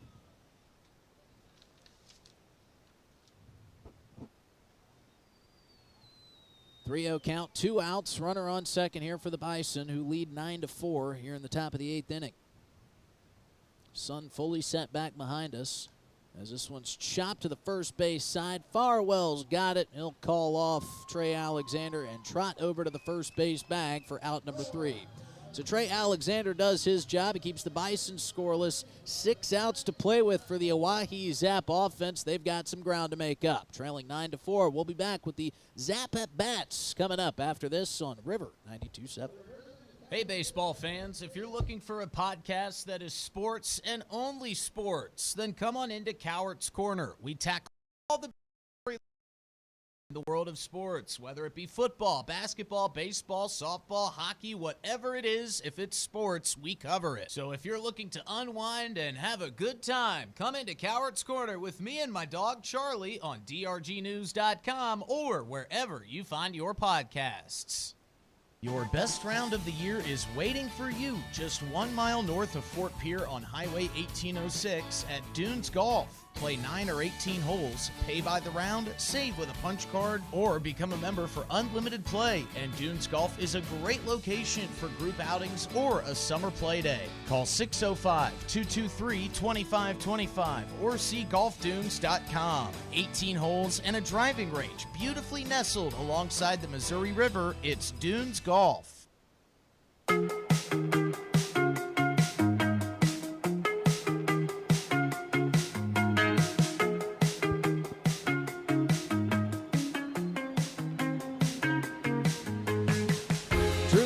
Back out on the mound for the Bison, nursing a 5-run lead as we head to the bottom of the 8th inning, and some offense needed by Mason Manning, Dylan Bowie, and Cy Taylor. 9-1-2 coming up for the Zap here in the bottom half. Justin Cowart alongside Cortana Mancuso, and Drew Kloster picking up right where he left off in his last outing here at Hyde Stadium. He's only surrendered 1 hit in his 2 innings of work here tonight, struck out 3. Zap have been able to put some late inning magic together, and they're going to need some more here tonight. Essentially a must win. However, some good news going on in the other series the Zap are keeping their eye on. We'll let you know how that game's progressing as Kloster's first pitch just an inch low. 12-7, the Spearfish Sasquatch leading the Casper Spuds. And I think if you're the Zap, you'd love it if there was a way that both of those teams could lose. This one missing in the same spot. Kloster wanted the call, didn't get it. Manning ahead 2-0. And if you're the Zap here in the bottom of the 8th, of course, you can't get it all back in one swing. You're going to have to piece and manufacture some runs. They've done that plenty this summer. Well, as the 2-0 is chopped off the thin of the bat over to the first base side. And that one bounces foul. There's one thing that has been proven. It's that Kloster's fastball is tough to catch up to. Manning ahead 2-1. And he waits on the off speed and pops it out in between the second baseman and the shortstop, down for a base hit. Just stuck his bat out, waited patiently on that off-speed pitch, and was able to pop it through the gap. So a leadoff single will bring up Dylan Bowie with nobody out.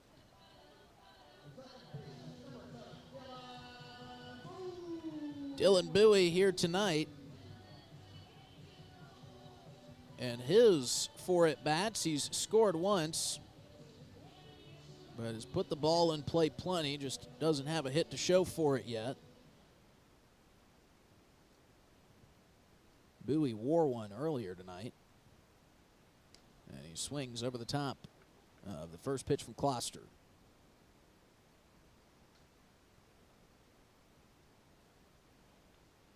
Bowie going to dust off the top of the left cleat. Adjust the arm sleeve a little bit.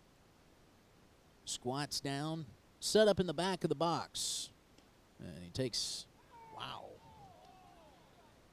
That's called for a strike, and the whole Zap dugout now had a conniption down there. They couldn't believe that.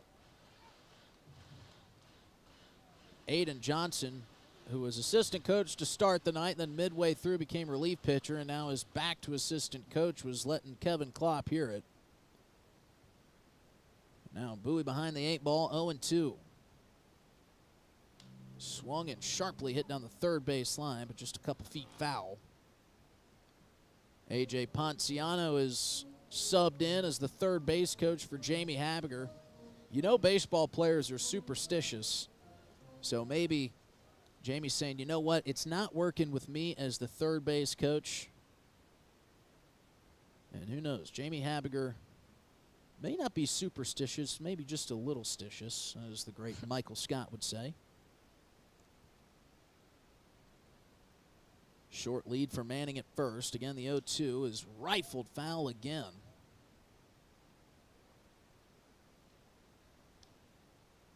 So Bowie doing a nice job staying alive. Checks the bat to make sure that one is still in working order. We've seen Augie Goethals break a bat today. Didn't split into 2, but he knew it when he swung it. Tossed the bat and got rid of it. Do the 0-2 again for the third straight pitch. See if Bowie can fight back in this at bat. Nobody out, 1 on, and the 0-2 fouled off again. Doing a great job staying alive down there. Absolutely. That's the mark of a great hitter. When you fall behind in a count, how can you battle back? How can you foul off the pitches that the pitcher thinks will get you out, and then find that good one to hit and put a beat on it? Got a big gap in right center field. And as a right-handed hitter facing a lively fastball, that's always a good spot to go. This one in the dirt. Gorgeous stop by Knight Teeter behind the dish. We'll keep Manning put at first.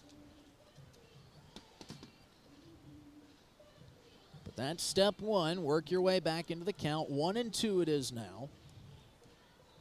Drew Kloster wanting a new baseball. He'll get it.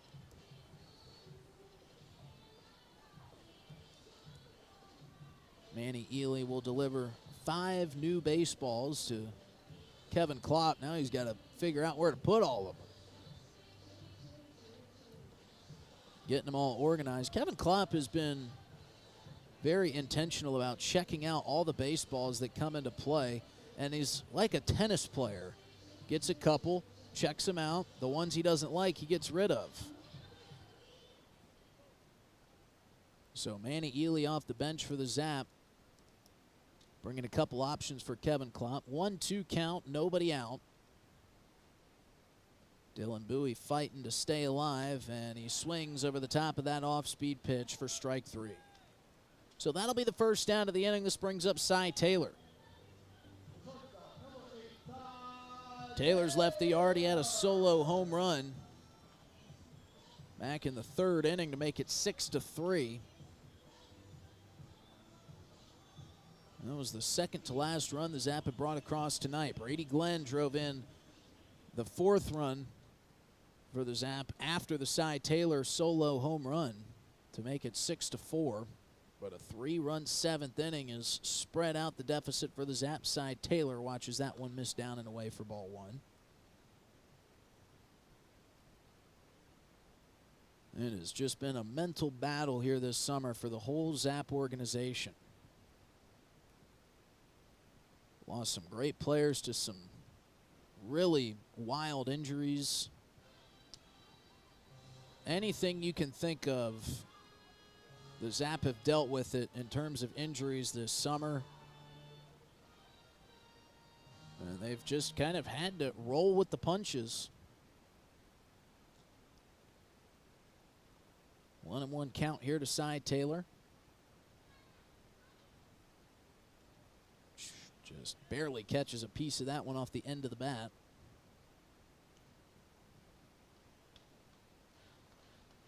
So now Taylor behind 1-2.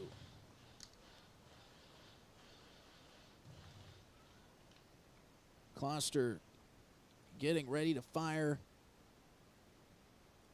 his 49th pitch in relief. This one down and away, ball 2.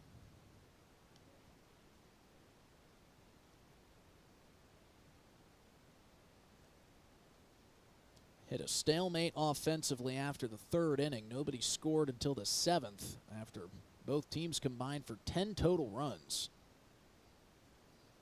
2-2 is driven into shallow right center. That's going to get down for a base hit. Outfield had Cy Taylor understandably played deep, and he was able to drop it in front of Harrison Simpson and Adam White out in right center field. So now runners on first and second for Brock Butcher.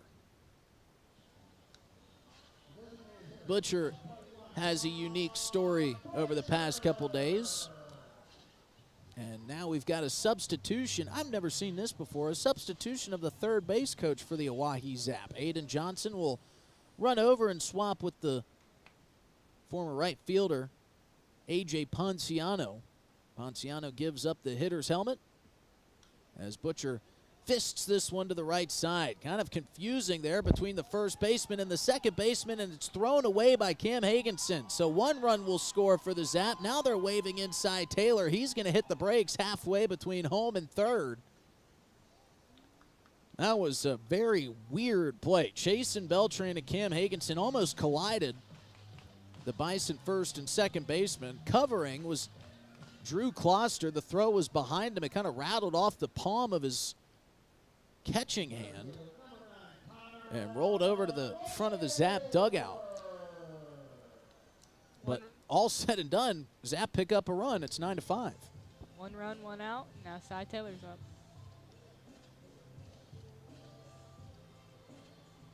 It's actually Not Connor Cy Goldberg. Taylor. Cy Taylor was the Cy runner Taylor's who out got on third. the go-ahead signal from Aiden Johnson, but wisely threw on the brakes. Dangerous hitter in Connor Goldberg, and one swing of the bat here could make this a 1-run ball game. Goldberg takes a ball on the outside corner, and you got Gavin Frazier in the on-deck circle, who would love nothing more than to get another crack at Drew Kloster. Went down looking in his last at-bat. Goldberg is also homered today. How big would a long shot be here? He rifles this one into right. Adam White tracking back, catches it on the fly. Cy Taylor will tag from third, so it's a productive out for Connor Goldberg.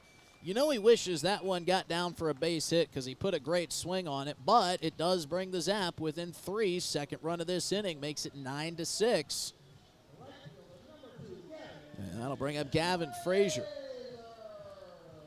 So Brock Butcher had to stay put at second. Cy Taylor was able to tag on the deep line drive from Connor Goldberg. Goldberg adds another RBI to his resume. Zap finally able to break through for the first time since the 3rd inning here in the bottom of the 8th.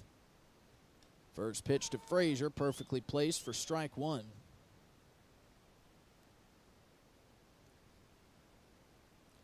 I think if you're Gavin Frazier, you're going to want to go down swinging. If you are indeed the final out of this 8th inning. Holds up on that one. Good take on the outside corner for ball 1.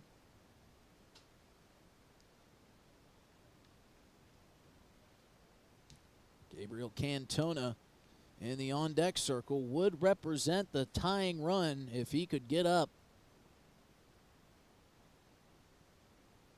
here after Gavin Frazier. Here's the pitch. That one down low. Good take from Frazier. Makes the count 2-1.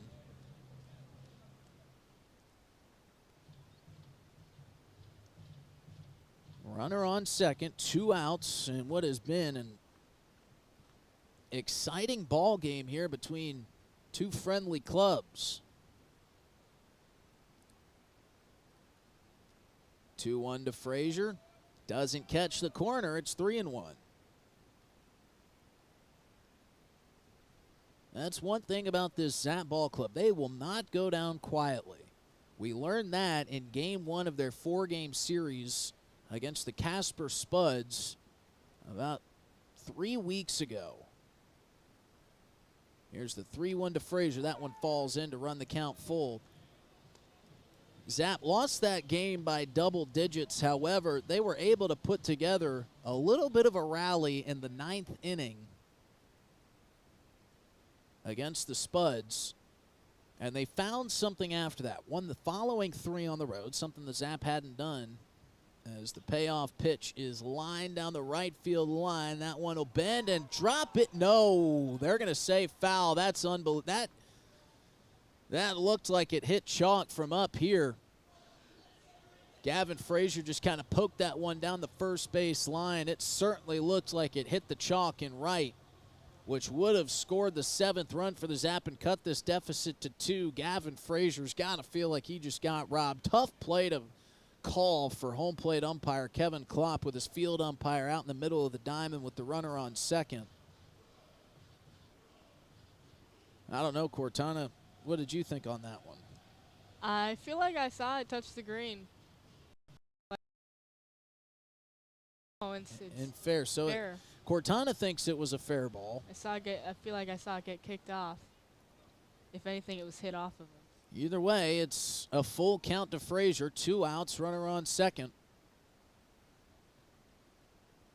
Talon Field again in the back pocket of Connor Goldberg out there at second base. Excuse me, Brock Butcher at second base.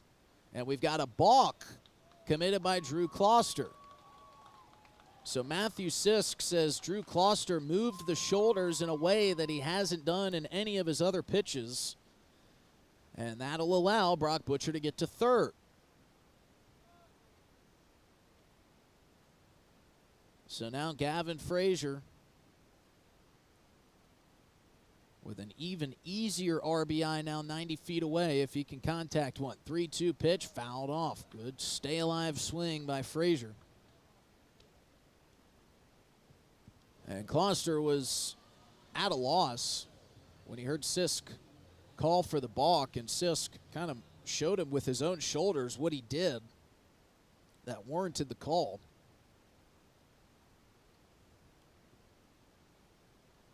So now we'll do the payoff pitch again.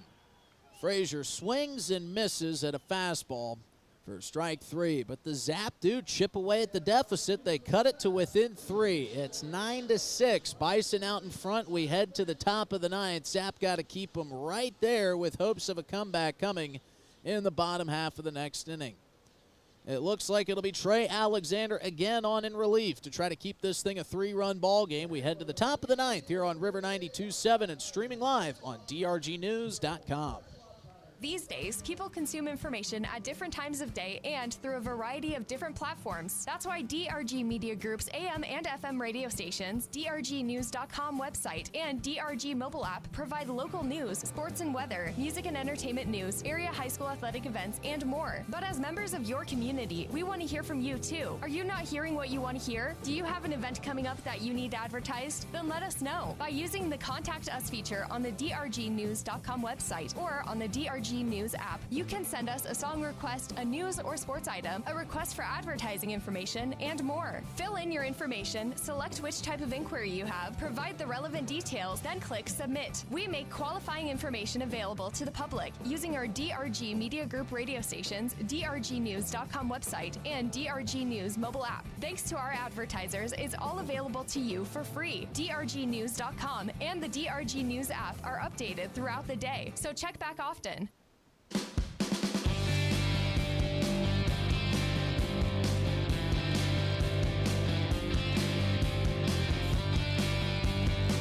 So home plate umpire Kevin Klopp and field umpire Matthew Sisk having a long discussion on the first base line. And what I can only imagine is having a discussion about that foul ball off the bat of Gavin Frazier that would have scored the 7th run of the ball game. It was called foul, but everybody on this side seemed to think it was fair, so maybe that's the conversation. Of course, that's a tough play to make for a home plate umpire, all the way back behind the dish and a ball midway between the end of that infield dirt and the foul pole. And what exactly can you do about that at this point? And there's nothing you can do at this point other than, just try to get together with your partner out in the field and say, that's what umpires will do. They'll get together and say, hey, do you think I missed that one? Do you think I, was a little bit too generous on some strike calls? It kind of goes back and forth. But from our vantage point, it certainly looked like that one touched chalk in right field. Kind of been the rhythm of the game for the Zap. But they do pick up 2, and Trey Alexander fires a first pitch strike to lead off the inning with Chasen Beltran. Zap showing some fight here in the last couple of innings. And Alexander peppering the zone, gets ahead 0-2. It's been 3 2-run innings for the Zap to get to their 6-run total here tonight. 2 in the first, 2 in the third, and then 2 there in the 8th. This one misses outside for ball 1. Bison picked up a run in the first, 4 in the second with a Harrison Simpson grand slam. That's been the biggest swing of the night. Harrison Simpson also made maybe the most spectacular play in the field. As Alexander thought he had strike 3, Goethals was about to throw it down to first to ring it around the diamond. Kevin Klopp says ball 2. Harrison Simpson robbed Mason Manning of a 2 RBI double, as this one is Baltimore chopped right to Farwell at first. He will sprint to the bag and barely wins a foot race. We're chasing Beltran, humming down the line. So that'll be the first out of the inning. That one was bounced a mile up in the air. Ty Farwell could only wait for it to come back down out of orbit, and then getting a full-out sprint off with Beltran to the bag, and Farwell beat him by a step. Farwell checked in for Brady Glenn back in the 7th inning. This one's rifled through the left side for a base hit. Harrison Simpson continues to have a night. Zap had runners on first and second when Simpson went soaring through the air in center field with 2 outs to make that Rounds Financial Services right on the money highlight. And that should tell you how good the play was, that our Rounds Financial Services right on the money highlight came from the opposing team. I mean, he just went full bore, was completely parallel with the green grass underneath him, and had about 3 feet of air between him and the ground. He just went full stretch and snagged it out of the air. They'll check on Simpson at first. Certainly a stolen base candidate with the wheels he has. The other defensive adjustment out in the field was Gavin Frazier substituting A.J. Ponciano out of right. Trey Alexander trying to make sure he's on the right page and same page with Augie Goethals. Alexander peaks. Simpson taking off for second. Pitch out on. Throw is perfect and on the money, and they've got Harrison Simpson. How about a Rounds Financial Services right on the money highlight for Augie Goethals? Rounds Financial Services, where your money works for you. Trey Martin is out past the third base chalk, but his argument to no avail. Harrison Simpson thought he was safe, thought he got under the tag, but it was perfectly thrown by Augie Goethals, and the tag perfectly applied by shortstop Cy Taylor. Bang, bang play. Needed to be perfect, and it was, to get out the speedy Harrison Simpson. But it's the second out of the inning. And this one rifled foul, puts Trey Alexander ahead 0-2. It was a fastball up in the zone. And Augie Goethals was able to get upfield it coming out of his squat all in one motion, firing down to second. This one misses down and away. And that's the second stealing Bison that's been cut down by Augie Goethals tonight. He's had a spectacular night behind the dish, blocked a lot of pitches in the dirt. Here's the 1-2, 2-2, as that one's bounced.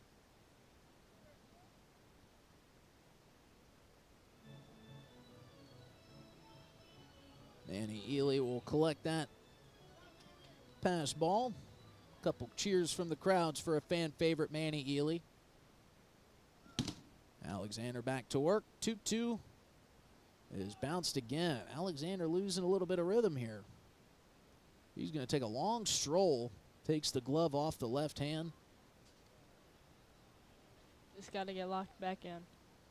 Yeah, nobody on, 2 outs. Full count here in the top of the 9th inning. Bison leading 9-6, but the Zap not going away quietly. This one off the thin of the bat. Fisted towards the Zap dugout softly. Manny Ely about keeled over the netting in front of the Zap dugout trying to get that foul ball. Couldn't grab it, so he said, you know what, I'm just going to take the short walk around the side where it opens up and pick that one up off the ground. So we'll do the payoff pitch again. Alexander sets and delivers, and that one's too low for ball 4. This one gets away from Goethals. Knight Teeter saw it scoot towards the backstop and took off sprinting for first base, but Goethals was able to get to that one in time to keep that walk in check and keep Knight Teeter at first base. So this will bring up Talon Field. He's gotten well acquainted with a couple of these Zap base runners tonight. There's been plenty of Zap out at second, and when they're leading off, Talon Field is breathing down their neck quite literally. I mean, so close that if it were a high school dance, you'd have a chaperone coming over to tell him to keep it arm's length away. I mean, he gets right in the back pocket of the base runner. And he takes a first pitch strike on the inside corner.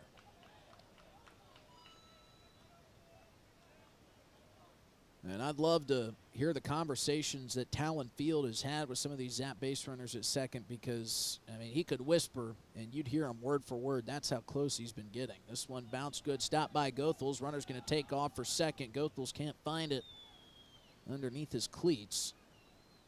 So Knight Teeter will be standing safely at second.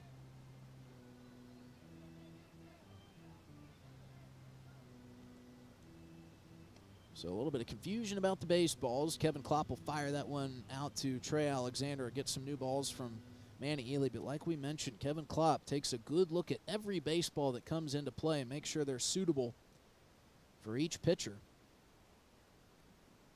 1-1 count, 2 outs, runner on second here in the top of the 9th.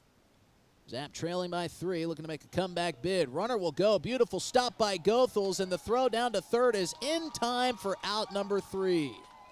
Knight Teeter got a little too aggressive. Augie Goethals stabbed that with the backhand and caught Knight Teeter just leaning too far and getting too aggressive. So Goethals throws out 2 Bison runners in the top of the 9th. Maybe that'll be the little bit of spark they need to complete this comeback bid. It's 9-6 Bison. Meat of the lineup coming up for the Zap here in the bottom half. Don't go anywhere, folks. This is going to be a fun finish here on a Monday night at Hyde Stadium. Drew Kloster back on the mound for the Bison when we return on River 92.7 and drgnews.com. At Darren Boyle Sales, I have the Bush Hog equipment on hand to help you with your spring projects. Right now, I have Bush Hog mowers on hand in sizes from 6 to 20 feet.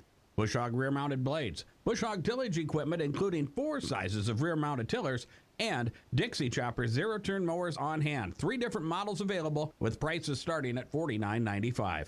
Check out my large selection of farm equipment at the lot on Sale Barn Road in Fort Pierre. Like the Darren Boyle Sales Facebook page or shop online anytime at darrenboylesales.com. Ameriprise Advisors can work with you to provide personalized goal-based advice based on your short and long-term goals. Plus, you can track your investments and financial solutions with our digital tools and regular meetings. Call Ameriprise Financial Advisor Angie Teason with Wealth Partners, a private wealth advisory practice of Ameriprise Financial Services, LLC. at 605-224-6777. That's 605-224-6777. Office is located at 740 East Sioux Avenue, Pierce, South Dakota. Ameriprise Financial Services, LLC. Member FINRA and SIPC. 3 outs for the Zap to come back and win a crucial game here to kick off this 4-game set with the Bison. They trail by 3, but they've got Gabriel Cantona, Ty Farwell, and Augie Goethals, who just had maybe the best half inning he's seen all summer long behind the dish. Coming up here in the bottom of the ninth, 9-6, Zapper trailing. They picked up 2 in the bottom of the 8th inning to cut the deficit down from 5 to 3, but they've got to deal with Drew Kloster, who has been a Zap killer in his 2 appearances here. Hello, everybody. Justin Cowart, thrilled to have you along with us on a gorgeous night in Pierce, South Dakota, alongside Cortana Mancuso, as the Zap, as we mentioned, really up against it in terms of the ILB standings. They are battling with Casper for that playoff spot. See if Cantona can get this bottom of the ninth started the right way. We'll fill you in on the Sasquatch and Spuds score here in a moment. First pitch to Cantona is fouled off the end of the bat. Kind of a half-hearted swing. It was almost as if he wanted to hold up on that swing, but was too far in the process. Still found a way to make contact. Kloster working quickly, takes a deep breath and delivers the 0-1. And it's another off-speed pitch. This time swung on and missed by Cantona. Getting some whistles from the crowd. Kloster known for his fastball, but he's got a gorgeous off-speed pitch, what he's putting on display here. Cantona behind 0-2. Grounds this one softly to the third base side. Backhanded by Remington. Hart throw is high and gets away from the first baseman Hagenson, and now Cantona is caught in a pickle. He was trying to get to second. He stumbled and fell down on his way. Got up, didn't know where to go, tried to scurry back to first, but backing up the play was Knight Teeter. And that's just kind of been a dichotomy of tonight's game. Now, Jamie Habiger wants to know if there was interference with Cantona at first. And so does the first base coach for the Zap. We'll see if Kevin Klopp wants to get together with his field umpire, Matthew Sisk. Still no decision made, and Kevin Klopp signaling to Sisk, and now they'll get together and have a conversation. It was a pretty routine play, all things considered. Now Jamie Habiger wants to get in on the conversation. There was so much fury going on behind Gabriel Cantona. He stumbled after touching the first base bag, and I think that's what Jamie Habiger wants an explanation on. Was he contacted by a Bison infielder that forced him to fall down? In that case, it would be interference and would allow Cantona back out on the base paths. But unfortunately for Cantona, when he went down, if he had just kind of gotten up and come back to the first base bag, then the Zap would have a runner on with nobody out. Cantona's wishful thinking has come to an end. He's going to be sent back to the dugout, and it will be out number 1. So Farwell will bat with nobody on and 1 out, and that feels like a big blow to the Zap's comeback hopes here in the bottom of the ninth, trailing by 3. Helter-skelter, the best way to describe that play.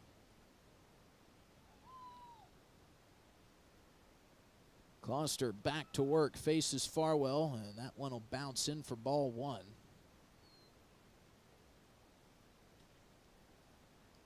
And you can't really blame Gabriel Cantona for that. He got to first, was legging it out. Throw was way out of reach for Cam Hagenson.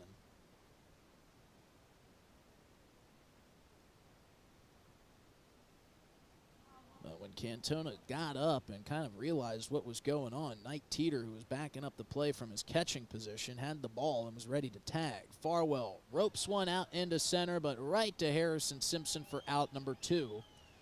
And the final hope for the Zaps' comeback tonight will be up to Augie Goethals. So Farwell put a good swing on it, but Simpson was there to make the play. And Zap, who we've said it all night long, have had 2-out magic all summer long, need it in a big way here. Absolutely. Mason Manning is in the on-deck circle, and then it would be back to the top of the lineup. Sasquatch are leading the Casper Spuds across the state 14-9. So that bodes well for the Zap, but a loss tonight for Oahe would not. 1-0 to Goethals. And he fouls this one off over towards the third base fan seating. Knight Teeter might have been able to make a play on that one if he had turned around and been able to track it down, but he might have gone tumbling into that brick sidewall, which would not have been good.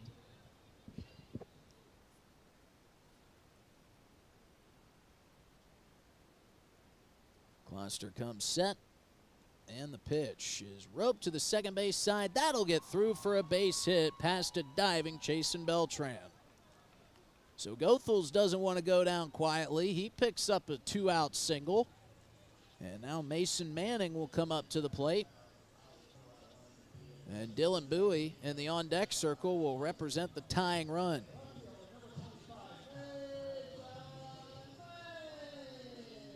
Mason Manning was on the receiving end of that Harrison Simpson robbery back in the second inning.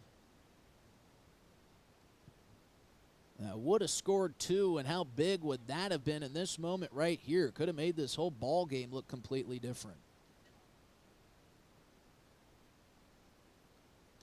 Manning will take a first pitch fastball right on the corner for strike 1. Both hitter and pitcher working with pace. Closter set. And that one was well by Manning by the time he offered that swing, and now the Zapper down to their last strike. Manning behind 0-2. Runner on first, 2 outs here in the bottom of the 9th. Manning needs to get on to keep this comeback hope alive. The 0-2, he goes down looking for strike number 3. Tough way to go out for the Oahe Zap. They lose this one 9-6, and now they just hope and pray that the Sasquatch can hold on to their 5-run lead. We'll recap this crazy ball game for you here in our post-game show. Coming up next, final score 9-6. Bison get the win in game number 1 of this 4-game series. We'll be back to recap it right here on River 92.7 and drgnews.com. Since 1894, Ameriprise Financial has worked for their clients' futures, helping millions of Americans retire on their terms. I'm Rick Doctor, a financial advisor with Wealth Partners, a private wealth advisory practice of Ameriprise Financial Services, LLC. I remain true to the vision of always putting clients first. I am ready to help you get where you want to be. Offices located at 740 East Sioux Avenue, Capitol Creek Center, Pierre, South Dakota. Ameriprise Financial Services, LLC, member FINRA and SIPC. Your best round of the year is waiting for you just 1 mile north of Fort Pierre on Highway 1806 at Dunes Golf. Play 9 or 18 holes, pay by the round, save with a punch card, or become a member for unlimited play. And Dunes Golf is a great location for group outings or a summer play day. Call 605-223-2525 or see golfdunes.com. 18 holes and a driving range beautifully nestled alongside the Missouri River. It's Dunes Golf. These days, people consume information at different times of day and through a variety of different platforms. That's why DRG Media Group's AM and FM radio stations, drgnews.com website, and DRG mobile app provide local news, sports and weather, music and entertainment news, area high school athletic events, and more. But as members of your community, we want to hear from you too. Are you not hearing what you want to hear? Do you have an event coming up that you need advertised? Then let us know by using the Contact Us feature on the drgnews.com website or on the DRG News app. You can send us a song request, a news or sports item, a request for advertising information, and more. Fill in your information, select which type of inquiry you have, provide the relevant details, then click Submit. We make qualifying information available to the public using our DRG Media Group radio stations, drgnews.com website, and DRG News mobile app. Thanks to our advertisers, it's all available to you for free. drgnews.com and the DRG News app are updated throughout the day, so check back often. Well, Well, we had a little bit of everything in this one here tonight. Final score 9-6. The Bison Baseball Club take game one of this 4-game series. And this thing was off and running from the start. It was a Cam Hagenson RBI single in the top of the first that put the Bison out in front 1-0. Zap would strike back in the bottom of the first inning with Dylan Bowie getting on base, getting his way to third. Brock Butcher was on first. He tried to steal second, was thrown out, but it allowed Bowie to score and tie the game up at 1 apiece. And then Connor Goldberg hit a solo home run to give the Zap the 2-1 lead. That would be short-lived, though. Harrison Simpson with the biggest swing of the night. A grand slam in the top of the second made it 5-2. And then in the bottom of the second inning, with runners on, Mason Manning put a charge into one into left center. Harrison Simpson goes full stretch to make the huge catch to save 2 runs that proved to be a big difference in this ball game. Chasen Beltran drove in an RBI single in the top of the third to make it 6-2. Cy Taylor would hit a solo home run to make it 6-3. And then the Zap would come 1 run closer, making it 6-4 with a Brady Glenn RBI single. It would stay that way until the 7th inning when the Bison brought 3 runs across in the surprise relief appearance from Aiden Johnson. Felt like the Zap were all said and done there. In the bottom of the 8th, however, Zap would score 2 more runs, bring it within 3. But it was just a night of stranded runners, things going the Bison's way and not going the Zap's way. There was 1 base hit that should have been maybe for Gavin Frazier that was called foul. Looked like it caught chalk. That would have brought a run across.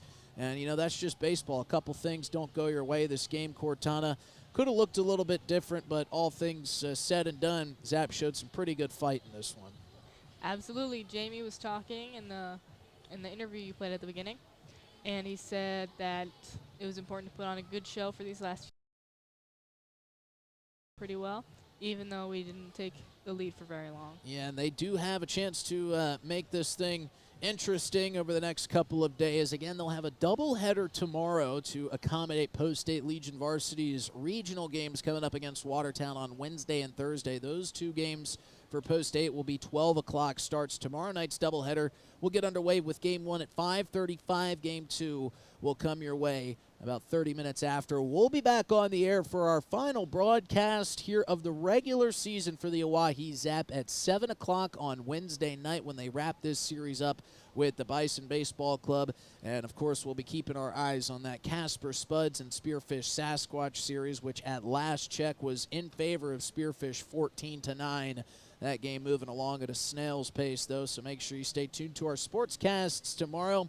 We'll keep you updated on how that ball game ended. And, of course, like I mentioned, we will be on the air Wednesday night with a 7:05 first pitch coverage beginning at 7 p.m. right here on River 92.7. Big thanks to all of our great sponsors at Darren Boyle Sales, Family Dental, Dunes Golf, the Boys and Girls Club of the Capital Area, Rounds Financial Services with our Right on the Money highlight, and our friends at Wealth Partners Ameriprise Financial. One final time here from Hyde Stadium on a Monday night. Late one here goes to the Bison Baseball Club by a final score of 9-6. We can't wait to see what the rest of this series has in store when you join us again on Wednesday night right here on River 92.7 and streaming live on drgnews.com. For Cortana Mancuso and Scott Colon back in the booth, I'm Justin Cowart saying so long on this Monday night. We'll see you Wednesday evening back here at Hyde Stadium.